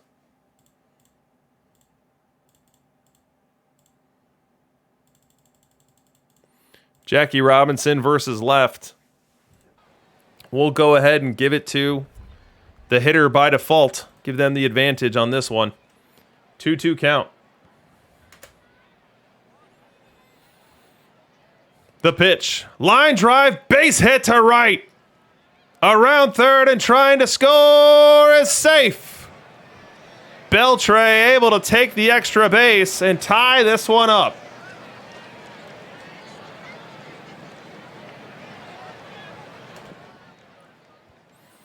Still top 6, then Dutch Leonard and the Furies still in a touch of trouble here. Now facing Tim Raines. Tim Raines down on the count, 1-2. Let's see Tim Raines versus right-hand pitching. Versus left-hand pitching. Slightly worse than league average. Slaughter on second, Robinson on first. The pitch. Swing and a miss, strike 3. Dutch Leonard able to get the strikeout. With a fastball up and away, Raines not able to lay off it, and that will be out number 2. Still top 6, though, not out of the woods yet, and Pete Rose has worked himself to a 3-0 advantage. Dutch Leonard going to have to try to work back on this one, and he won't be able to. That's ball 4, and they are now loaded. Let's see what the Fury choose to do here with the bullpen. So Harry Heilman at the plate, and out of the game goes Dutch Leonard. Into the game comes Mike Mussina. And Mike Mussina will face Harry Heilman.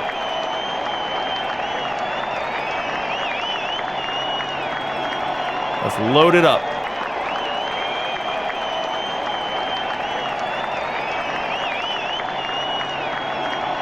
Harry Heilman versus right, Mike Mussina versus right.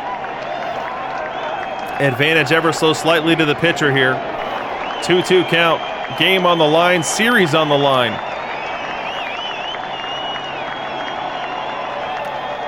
Line drive up the middle. Base hit. 1 run will score. Here comes a second. He will score. 7-5 Specials. And you could hear a pin drop in Detroit. Harry Heilman able to turn around a hanging slider and plate 2.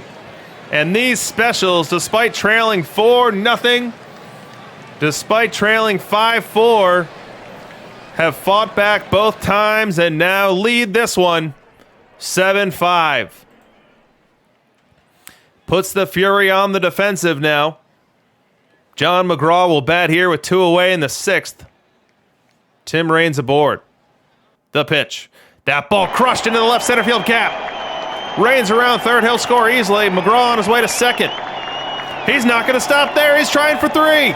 The throw from left, not in time. It's an RBI triple for John McGraw, making this a 7-6 ball game in what has been a very back-and-forth affair to this point. Still bottom 6. McGraw on third. Bagwell now batting versus Joe Nathan. Not the best matchup ever, as we've seen in between games. Jeff Bagwell versus Wright, nothing to call home about. But let's see if he can come through big for the Fury here. The pitch. Swing and a miss. Strike 3. Bagwell chases a heater out of the zone. And that's going to do it for the Fury here in the 6th. However, they do tack on a run and bring this game to a 1-run deficit. 7-6 Specials heading on into the 7th. Now we go bottom 7. First 2 batters of this inning retired, no consequence. But up steps in Oscar Charleston. And Charleston loves big moments. And Charleston loves hitting the ball over the fence. We see his stats on your screen. That .438 slugging percentage sticking out as something to keep an eye on now. Bases empty, 2 outs. Charleston probably licking his chops here, looking for a pitch he can do something with. Wind and the pitch. Swing and a miss. Strike 3. Bill Campbell able to drop some off-speed piece there and get Charleston swinging. That's 3 up, 3 down for the Fury here in the 7th. We go top 8. Philly Specials looking to add to that lead. They've got Slaughter at the plate here now, facing Robin Roberts from the Fury.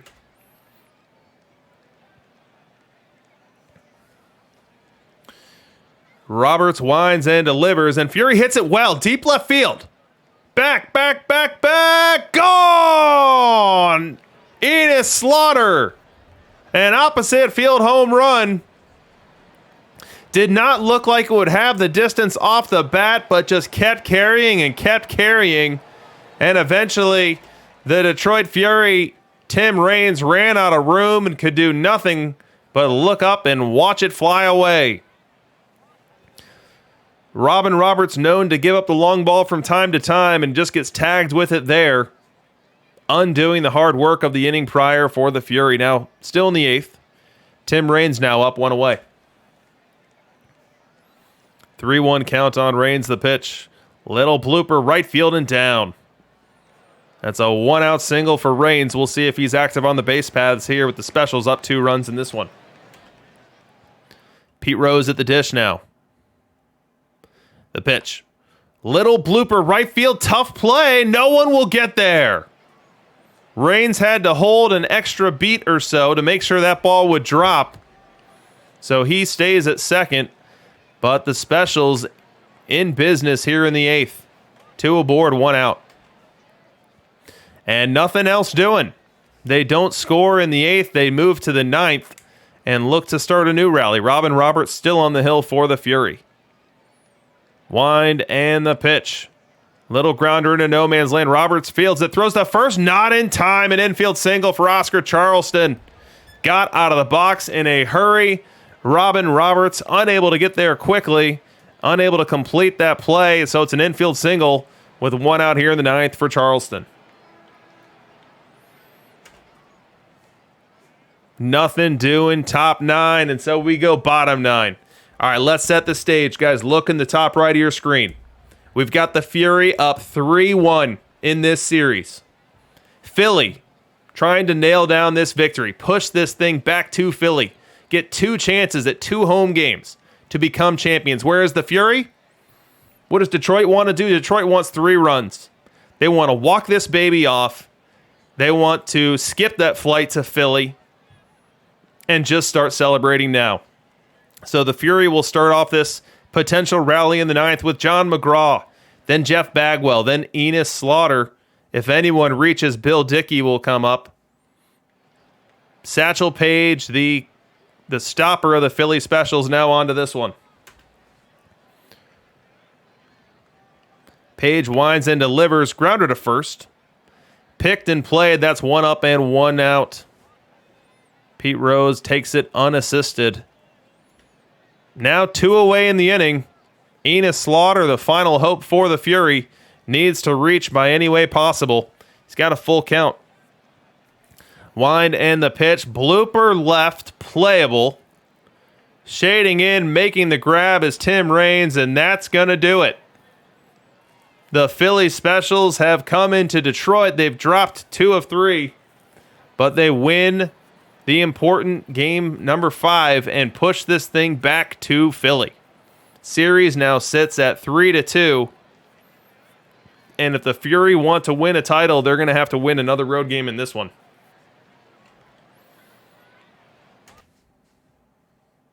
So let's update our score bug.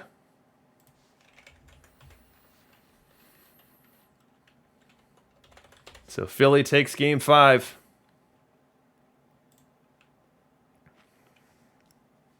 So let's load up our most recent sim, which is going to be day 211. So I'll put it on Be Right Back mode. And then when I get back, we'll start looking at some pitching data. So this is going to be an off day. This is going to be the travel day as Philly and Detroit head on back to Philly.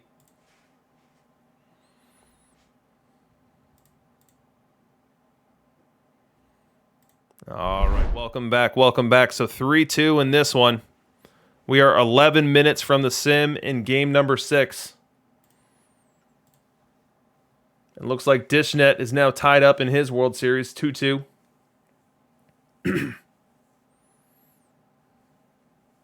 The Barnacles team just swept the finals to win G324. Congratulations to you. All right, let's look at some pitching.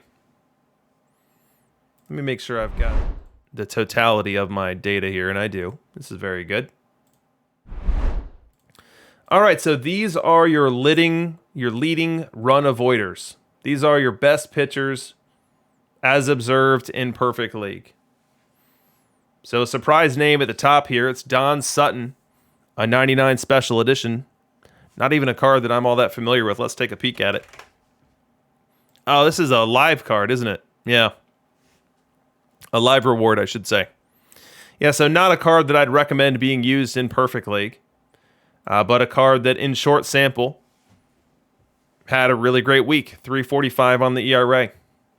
But the first pitcher of decent sample on this list here, Jerry Royce, 3.56 on the ERA, just over 1,100 innings pitched supporting that.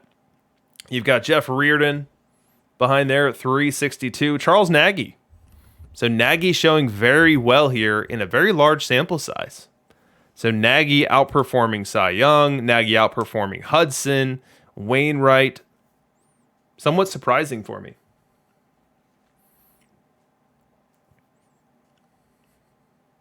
Tommy Glavine at 377 here. Big sample on that one. We've got a short sample Corbin Burns at 377 as well. You can see who the meta starters are by those that have big blue bars in the innings pitched column. I'll highlight them for you for ease here. You've got Nagy, Glavine, Cy Young, Wainwright, Hudson, Smokey Joe. So of that group, Nagy and Glavine had the best weeks this week.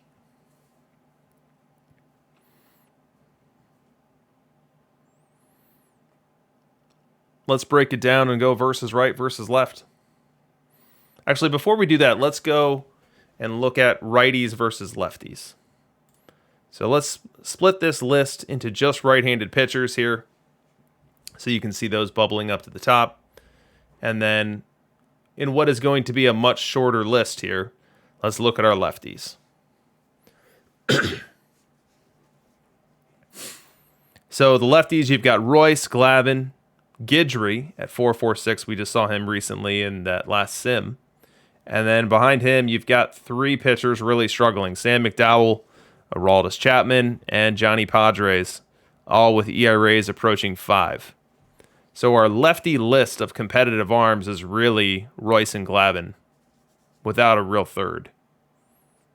Guidry in a short sample showing pretty decently behind them. So let's get off of that arm split and let's go towards versus right versus left. So first we'll look at versus left-handed hitters. So who are the best pitchers when they face left-handed hitters? And it should be no surprise to anyone that coming in at the top of this list is Tom Glavine. So 3.29 on the ERA for Tom Glavine. Well ahead of everyone else. Bill Campbell comes in second at 3.52. Burley Grimes, 3.54. Showing very well versus lefties. Charles Nagy, we see him again here at fourth. Cueto, Royce. Cy Young.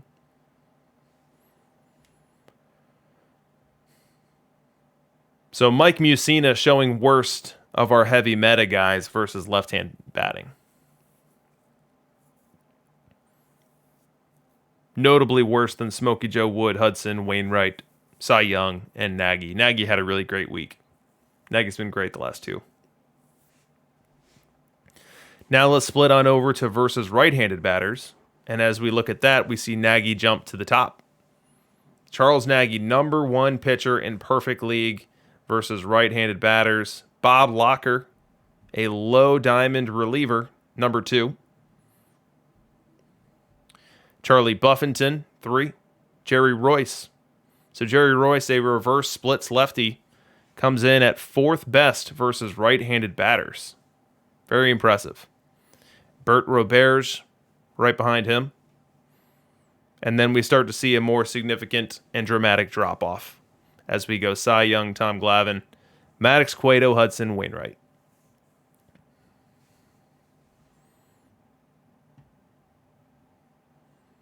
And so these are all the pitchers. It's not gigantic samples here. In total, we've got 25 arms that qualify in terms of their number of innings pitched. If I go to complete instead of the versus right, which I'm looking at now, it goes up to 37. So 37 unique cards that are played over 150 innings over the past 2 weeks.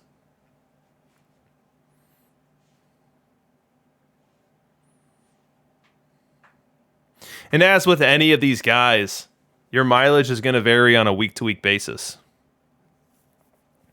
Like my Oscar Charleston this week in DLL, which is a pretty darn good diamond league, was basically an MVP level season.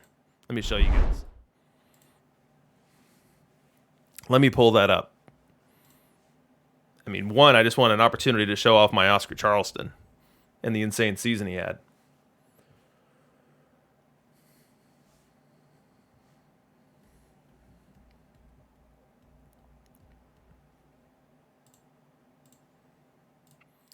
All right, so here's your nomads. Here's your nomads you're used to looking at on Sunday nights. And look at what Oscar Charleston did this season. Again, if you're on mobile, it's going to be tough to see, but I'll spill it for you. It was a 330 average, a 396 OBP, and a 604 slugging. Good for a 1 OPS. And again, this is DLL. This is a collection of many of the best teams in Diamond. And Oscar Charleston just absolutely killed it.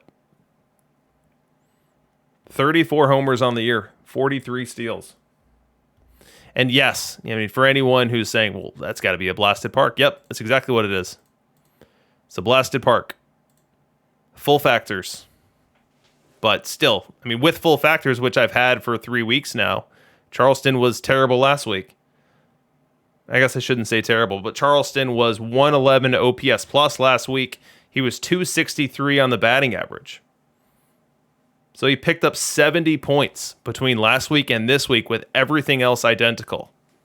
So the reason I bring this up is not to complain to you guys, to say, man, my Charleston should have been better last week, or my Charleston this week is the one to expect, but rather to say with everything identical, changing nothing from week to week, you can get wild disparity in observed performance. And you see that here with this Charleston. Having what was an okay week last week to what was a totally crazy week this week that should at least compete for the MVP of the league.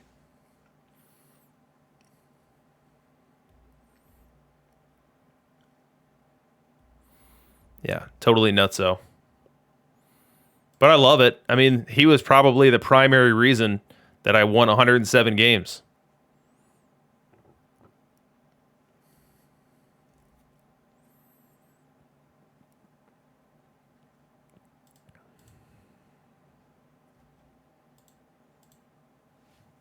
All right, enough about the Nomads. You guys aren't here for the Nomads. You guys are here for the Fury. You guys are here for the specials. And we're just a couple minutes away from seeing if this series is going to push to 7 or if this series is going to stick and the Fury are going to take it down right now.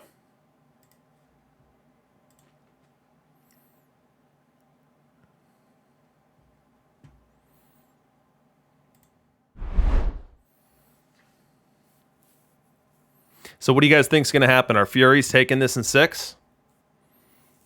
Or the specials pushing it to 7? I know I put you guys on the record earlier on. I know you guys already picked what team and how many games, but throw that all out the window.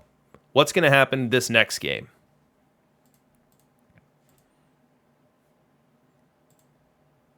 Now we've got Cy Young for the Fury going up against Tom Glavine for the specials.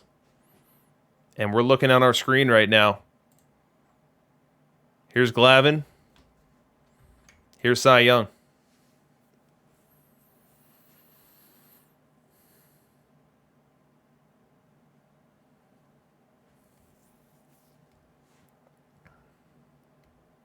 Yeah, Obelix Prime asking how Sutton's so high. And the answer is luck, sample size.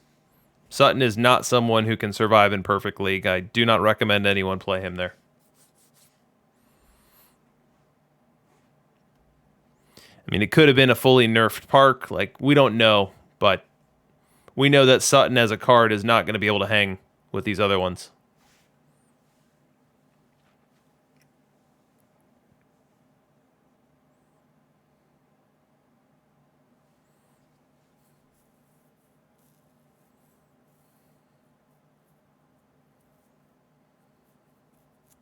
Yeah, given that we now have a couple of seasons, we can probably increase our sample size. Let's go from 150 innings up to 250 just to weed out any of that noise. I didn't have it that high last week, given that Perfect League was so small and that we only had 1 year of data. But now that we've got a second year, we can go ahead and bump it up. And as you see, once I do so, it looks a whole lot more normal.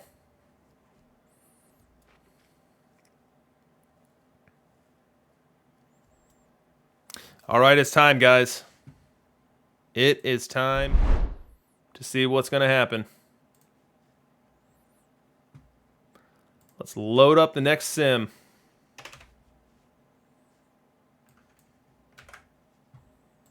The trophy's in the building for the second game in a row in this series.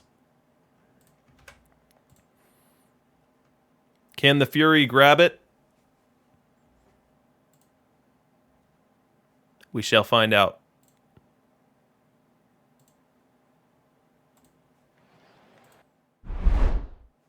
And here we go.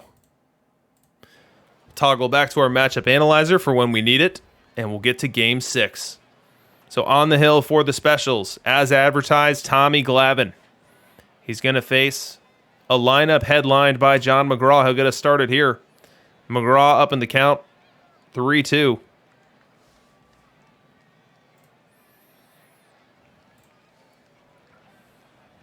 The pitch, strike 3 called. Home crowd loves it. 1 up, 1 down for Tommy G as he puts McGraw back to the bench with a 96-mile-an-hour heater. Tom Glavine reaching back for a little extra on that one. Let's go bottom 2. And it's time for the specials. And it's time for Enos Slaughter. But look in your box score. That's not any Enos Slaughter. It's Fire Enos. What's Fire Enos going to do here? Wind and the pitch. And that ball belted deep left field. Did he do it? He did. An opposite field round tripper for Enos Slaughter. Fireworks rain down from the scoreboard as the Phillies specials are on the board here. A no-doubter off the bat of Enos Slaughter. We go bottom 3, specials looking to add to their lead. And they've now got Jackie Robinson at the dish. Willie Wells aboard. One away the pitch. That ball's crushed into the right center field gap. Wells got a great jump. Around second, on his way to third. He's not stopping there. Wells on his way home. He'll score without a throw. Make it 2-0 Specials on the RBI double off the bat of Jackie Robinson.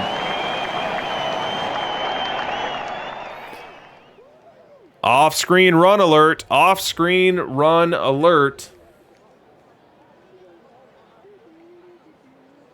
It's now 5-0 Philly Specials. 5-0. 1-2 count. Wind and the pitch. Fly ball deep right field. Back, and that ball is off the wall. Bagwell round second. He heads to third. He'll have himself a one-out triple. That ball was in the air for a very long time to not be caught.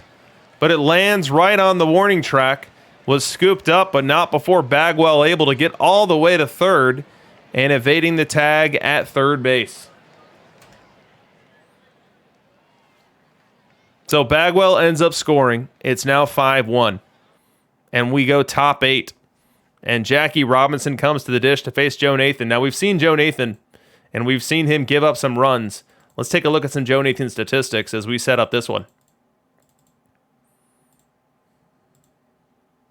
Joe Nathan versus Wright. Let's go Jackie Robinson versus Wright as well.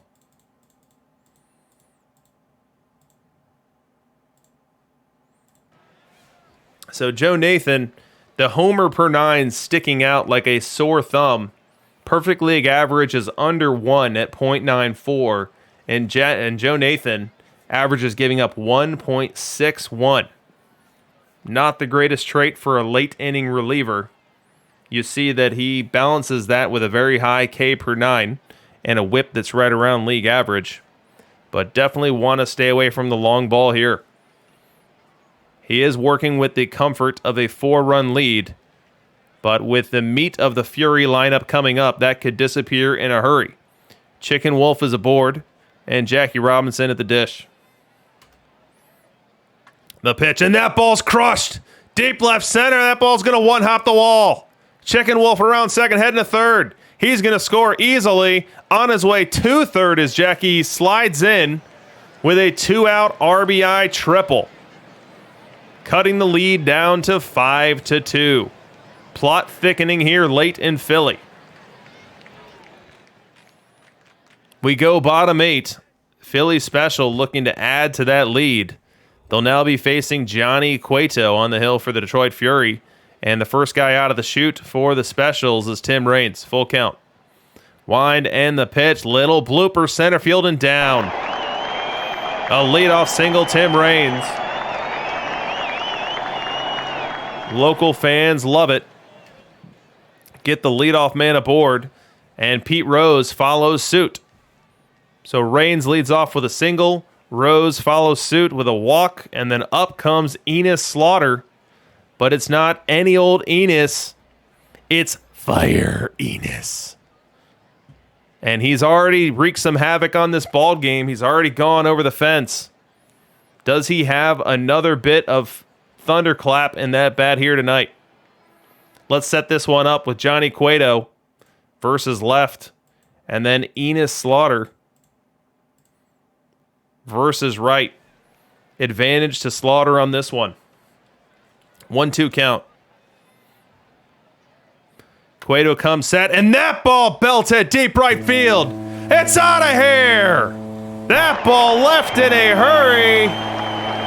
A 3-run shot off the bat of Enos Slaughter, and he has blown this game 6 wide open. Let's get some fireworks on that one.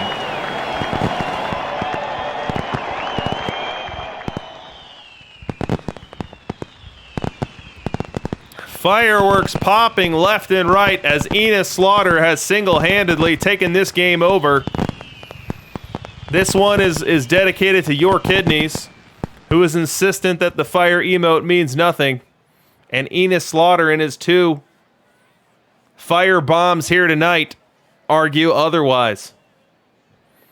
But 8-2 now, and the game now rests in the hands of Satchel Paige, the Philly special stopper. He's got 2 outs in the top of the 9th. He's got the Philly special fans behind him on their feet. And he's got Bill Dickey in the count, down to the count 1-2. 1 strike away from pushing this World Series to 7. The pitch, fly ball center field, coming in, sliding and making the catch is Oscar Charleston.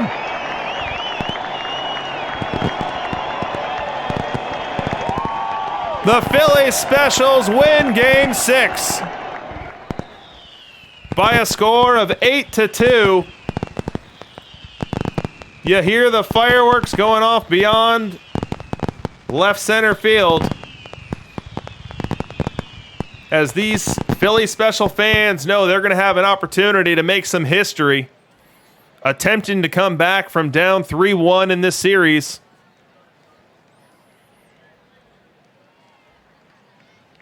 They now have a home game, a winner-take-all home game.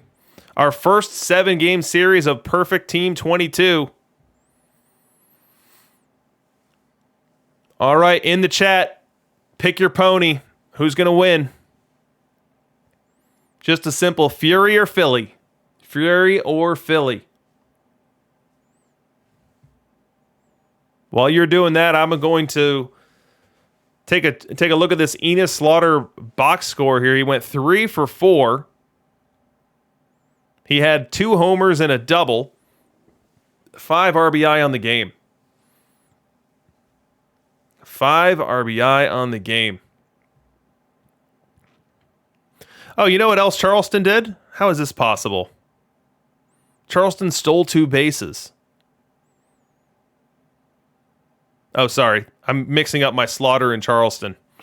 I was going to say, if Slaughter stole 2 bases, that would be complicated when he hit 2 home runs and had a double.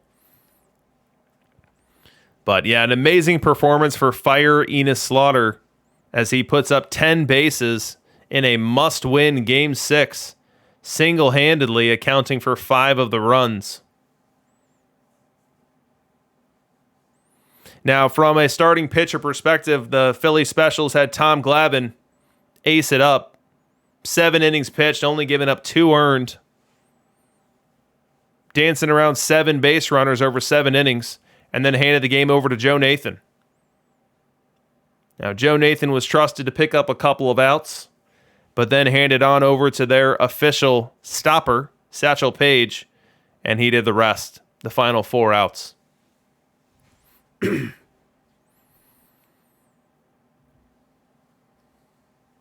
All right, so let's see what you guys think. We've got a Philly, a Fury, a Fury, and then more Philly.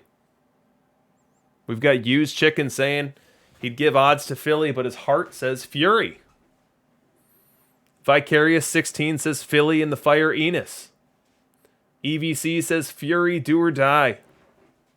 Cubed is chanting DFU.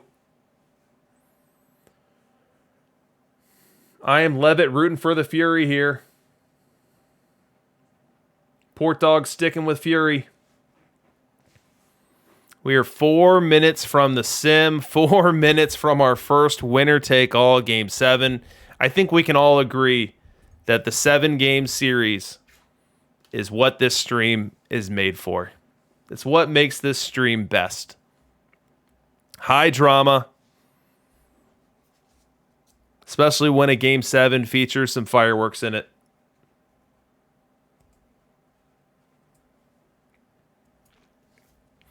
All right, let's set up the matchup. What do we have? We've got Smokey Joe Wood for Detroit going up against Tim Hudson for the Specials. Now let's go back to our pitcher ERA comparison. We'll toggle this to complete data.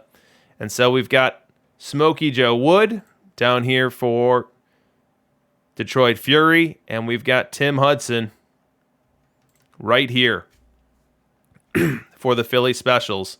Very comparable overall ERAs. Hudson at 4.21, Smokey Joe Wood at 4.33. So this game could go either way. Either way. EVC saying Happy Father's Day. Thank you very much. Happy Father's Day to anyone else out there who can be celebrating right now. Definitely want to thank your pops. And if you haven't called them yet, call them now. Or maybe call them after this sim.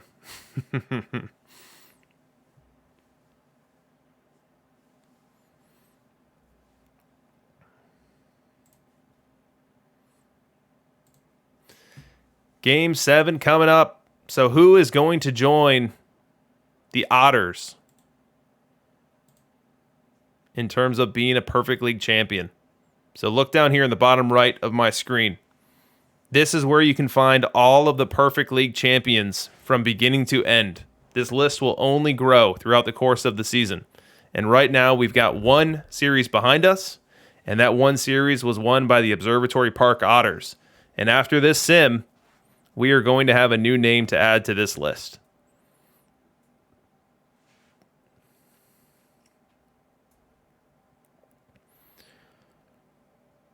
Now, the Observatory Park Otters attempted to repeat and found themselves on the wrong side of the relegation Puma. Now, what will be the fate of whoever comes out on top today? The Fury, now 2-week veterans of Perfect League. They've fought the Puma twice and come out on top. This was the first week for the specials.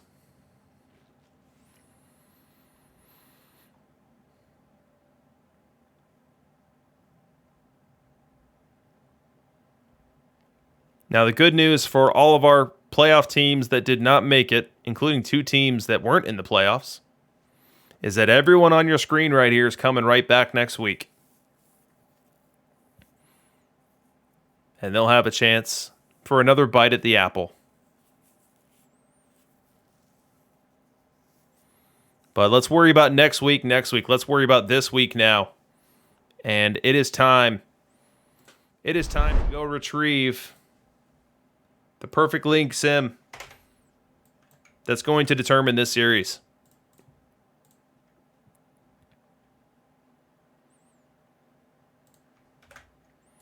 Man, I get a little nervous with these.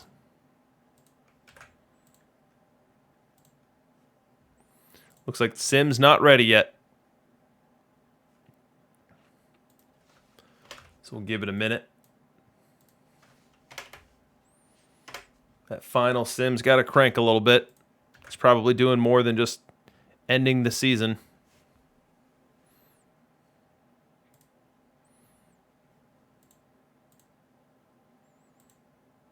Oh, man. Sim is in. The beauty is that I have no idea what's going to happen. You don't have any idea. I don't have any idea. Let's enjoy it together. All right. As expected, the specials have Tim Hudson on the mound. He's facing Tim Raines to lead this game off. Now, every run is life or death. Every rally needs to be capitalized upon. Every double play needs to be turned. This is winner take all, game 7. Who's going to come out on top? Let's find out now. Hudson pitching to Raines.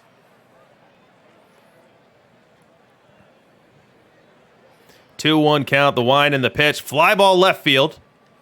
Playable. Ranging on over is Raines. He'll make the grab, and that's 1 up and 1 down. And game 7 is underway. We go bottom 1. Philly specials send up Jackie Robinson facing Tom Glavine. 1-2 count on the pitch. And that ball hit well. Left center. It might be. It could be. It is! Jackie Robinson with a fence scraper out to the power alley in left center. Tommy Glavine tried to get a fastball in, didn't get it in enough, and Robinson able to get the barrel on it. Turns on it and sends it just beyond the reach of Raines and just beyond the fence. Make it 1-0 Philly specials. Still bottom 1, and oh no, look who's up. Oh no, look who's up. It's that guy. That guy, Enos Slaughter, 3 for 5 in game 6, 2 home runs, 5 RBIs, and a double. And here he is batting for his first at-bat in game number 7. Smokey Joe Wood winds and delivers, and that ball's crushed. Deep center field! He's done it again! Enos Slaughter hits his 5th home run of the postseason and his 3rd in his last 4 plate appearances. Enos Slaughter is on fire! Oh, baby! Fireworks.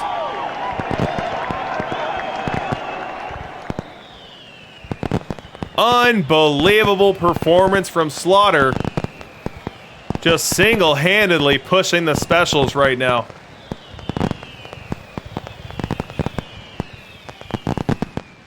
Uh-oh. Big time fast forward here. So we've lost a ton of off-screen runs. We've lost a ton of off-screen activity. We now have the Philly specials up 7-2. 7-2. However, the Detroit Fury have 2 aboard and 1 out here in the 8th. They need to make something happen here. So let's load this one up. Let's get some Ned Hanlon going against Charles Nagy because it's do or die time. There are not enough bullets left in the chamber for the Fury not to capitalize on this rally right here. So let's get Charles Nagy 100 versus left. Let's get Ned Hanlon versus right. The matchup is set for you. 2-1 count. The pitch. Line drive up the middle, base hit. Stopping at third is Enos Slaughter. Jackie Robinson will move to second. And the Detroit Fury in business here in the 8th. Dave Bancroft, the next batter.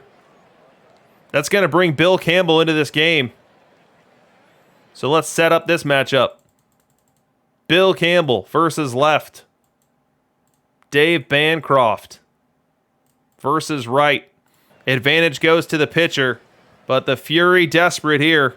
They need something, anything to keep this train a-moving. The tying run sits in the on-deck circle right now, assuming Bancroft can get on. Fans on their feet for this big moment here in Game 7. The pitch. Little looper left field and down. 1 run will score. Here comes a second. Who will score?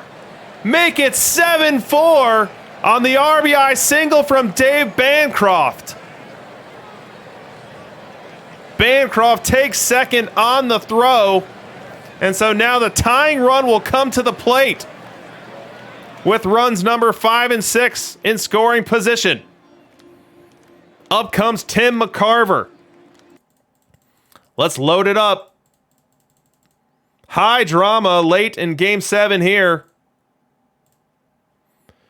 Tim McCarver versus right. A little bit worse than league average. Advantage still to the pitcher here. 1-0 count. The pitch. Fly ball center. Not deep and playable. Tagging and bluffing is the runner on third. That's 2 outs, and it's a non-productive out. And so now the Fury find themselves needing a clutch hit from Tim Raines to extend this inning.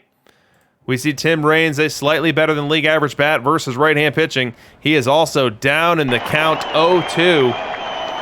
Philly special fans on their feet, looking for that third strike here, looking to put this rally to bed and carry at least a 3-run lead to the 9th. But Tim Raines has something to say about that. Let's see what he does. 0-2 count. The pitch. Line drive up the middle, base hit. 1 run will score. Tim Raines rounds first, holds there, as does Bancroft at third. It's now 7-5. And guess who's up? Best hitter in the game, John McGraw. John McGraw's worked himself a full count. We got to set this up with the matchup analyzer. John McGraw versus right. Best hitter in the game, 21.63 bat R. Facing Bill Campbell, game on the line. Tying run at first, go-ahead run at the plate. Philly specials 4 outs away from being champions. What's going to happen? The pitch. Swing and a miss. Strike 3. 95 on the gun. Eludes John McGraw. He swings right through it. Fireworks. Fireworks here in Philly for the clutch strikeout. We go bottom 8. And Philly looking for insurance runs. They need insurance runs bad because we've seen what this Detroit Fury lineup can do. And it's also going to be right in the meat of it come 9th inning. It's going to be Rose, Slaughter, and Charleston. So Philly specials with 1 out here in the 8th will send up fire. Enos Slaughter, who's already inflicted so much harm on this series. Could he possibly have an encore here versus Robin Roberts? Wind and the pitch. And that ball hit well into the right center field corner. Around first, heading to second is Slaughter. He's got himself a double, and he's got himself his 5th extra base hit in the past 2 games. He is unstoppable. Nothing doing the rest of the bottom of the 8th, and we now go top 9. Bill Campbell still on to close this one out, being handed the trust of the Philly specials. He's facing the Detroit Fury, Enos Slaughter, definitely not on fire, but Slaughter's got a 3-0 count. Wind and the pitch, ball 4. The Detroit Fury tying run will come to the plate in the form of Oscar Charleston. We got to set this up. Oscar has a penchant for the dramatic. He also has a slugging percentage to suggest that he could find one here. There's a full count on this one. Philly special fans on their feet. Philly special fans want the strikeout here. Better yet, give me the double play. A double play away from being perfect league champions for the year 2032. Full count on Charleston. The pitch. Ball 4. Just outside, a 93-mile-an-hour sinker did not get the call. Bill Campbell wanted it. The entire stadium wanted it, and they're letting the home umpire hear about it now. But now it's first and second, 1 away. Tying run aboard. Go ahead, run at the plate in the form of Jackie Robinson. Let's get Jackie in our matchup analyzer. Bill Campbell staying in this game. Bill Campbell being entrusted to get these final outs, right, wrong, or indifferent. That's where the specials are at right now. 3-1 count on Jackie Robinson. So much can happen on this swing here. The Fury could take the lead. The Fury could tie it. The game could end with a double play. Series hanging in the balance. The pitch. Ball 4. Jackie Robinson works a 5-pitch walk. And now the tying run into scoring position. The go-ahead run aboard. And up comes Ned Hanlon, who has already had some dramatic hits in this series. And he'll be looking for just one more. Bill Campbell staying in this game, being given the trust of the organization.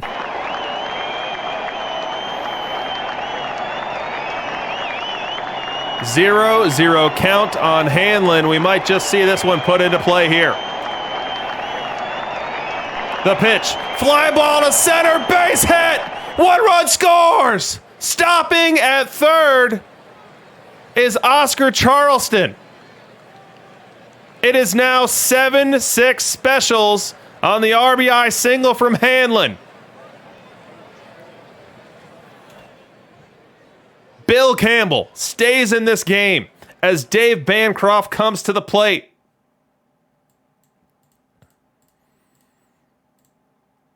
Where's my Dave Bancroft? There he is. Fans on their feet. Infield in.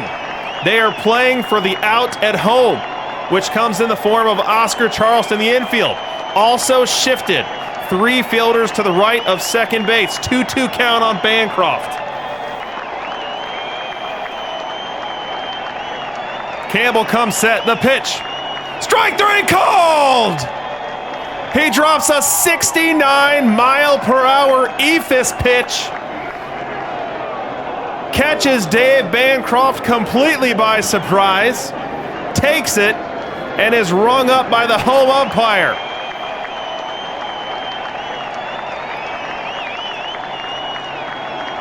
Bill Campbell reaching deep into his bag of tricks here in Game 7. Running on fumes at best here. Now 1 out away, and this is a shocker. 1 out away, and they pull in Sam McDowell. So Bill Campbell out. Sam McDowell in. And what did the Detroit Fury do? They counterpunch.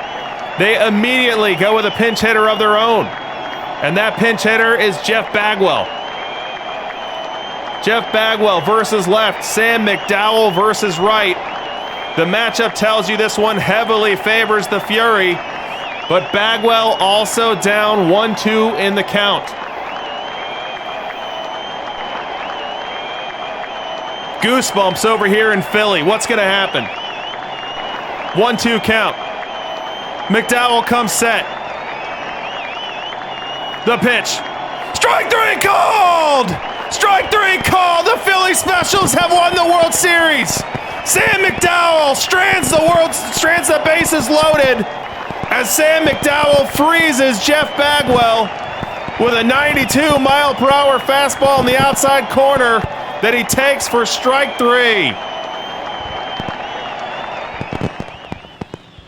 The Philly Specials are your 2032 Perfect League champions.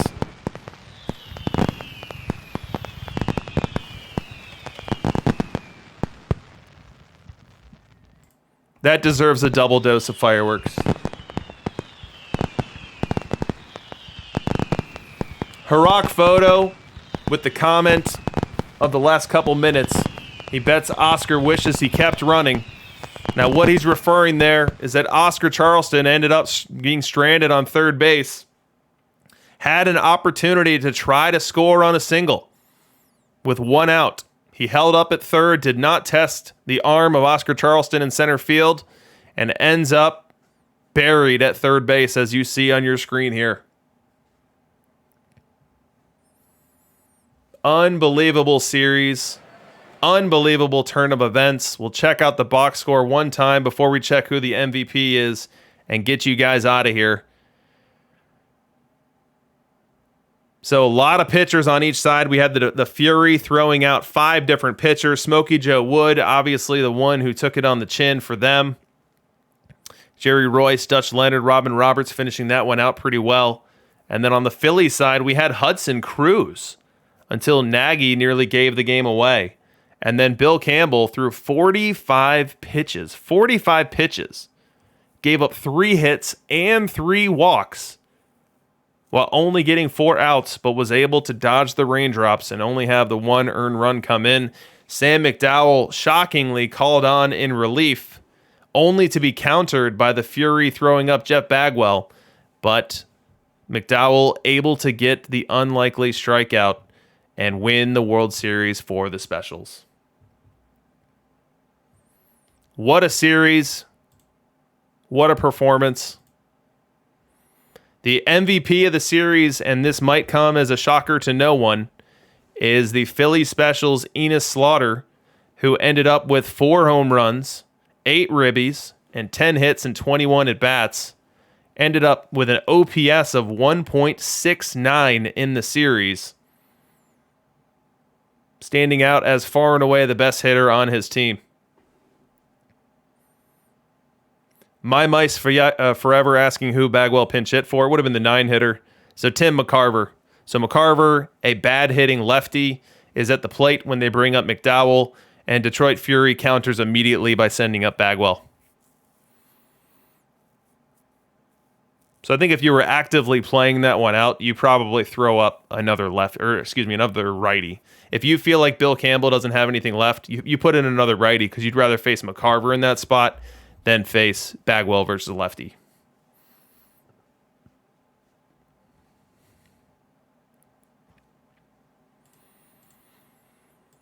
And there's our final tournament bracket. The Detroit Fury fall in 7 games to your 2032 Perfect League champion Philly Specials in what was an unforgettable series. Had a lot of back and forth.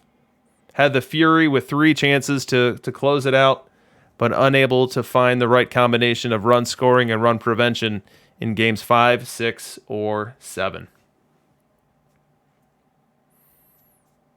But that's going to do it, guys. That's going to conclude your coverage of the 2032 Perfect League World Series. Stay tuned for Dish, as I believe he follows me. If I'm wrong, I apologize. But I thank you guys for joining me. I thank you guys for being part of the broadcast tonight and for witnessing what was history, was Perfect League history, as we saw a very compelling 7-game series and the Philly Specials etching their name permanently on that Perfect League history book. And with that said, this is DRC. I've been your host, color commentator, and analyst, signing off.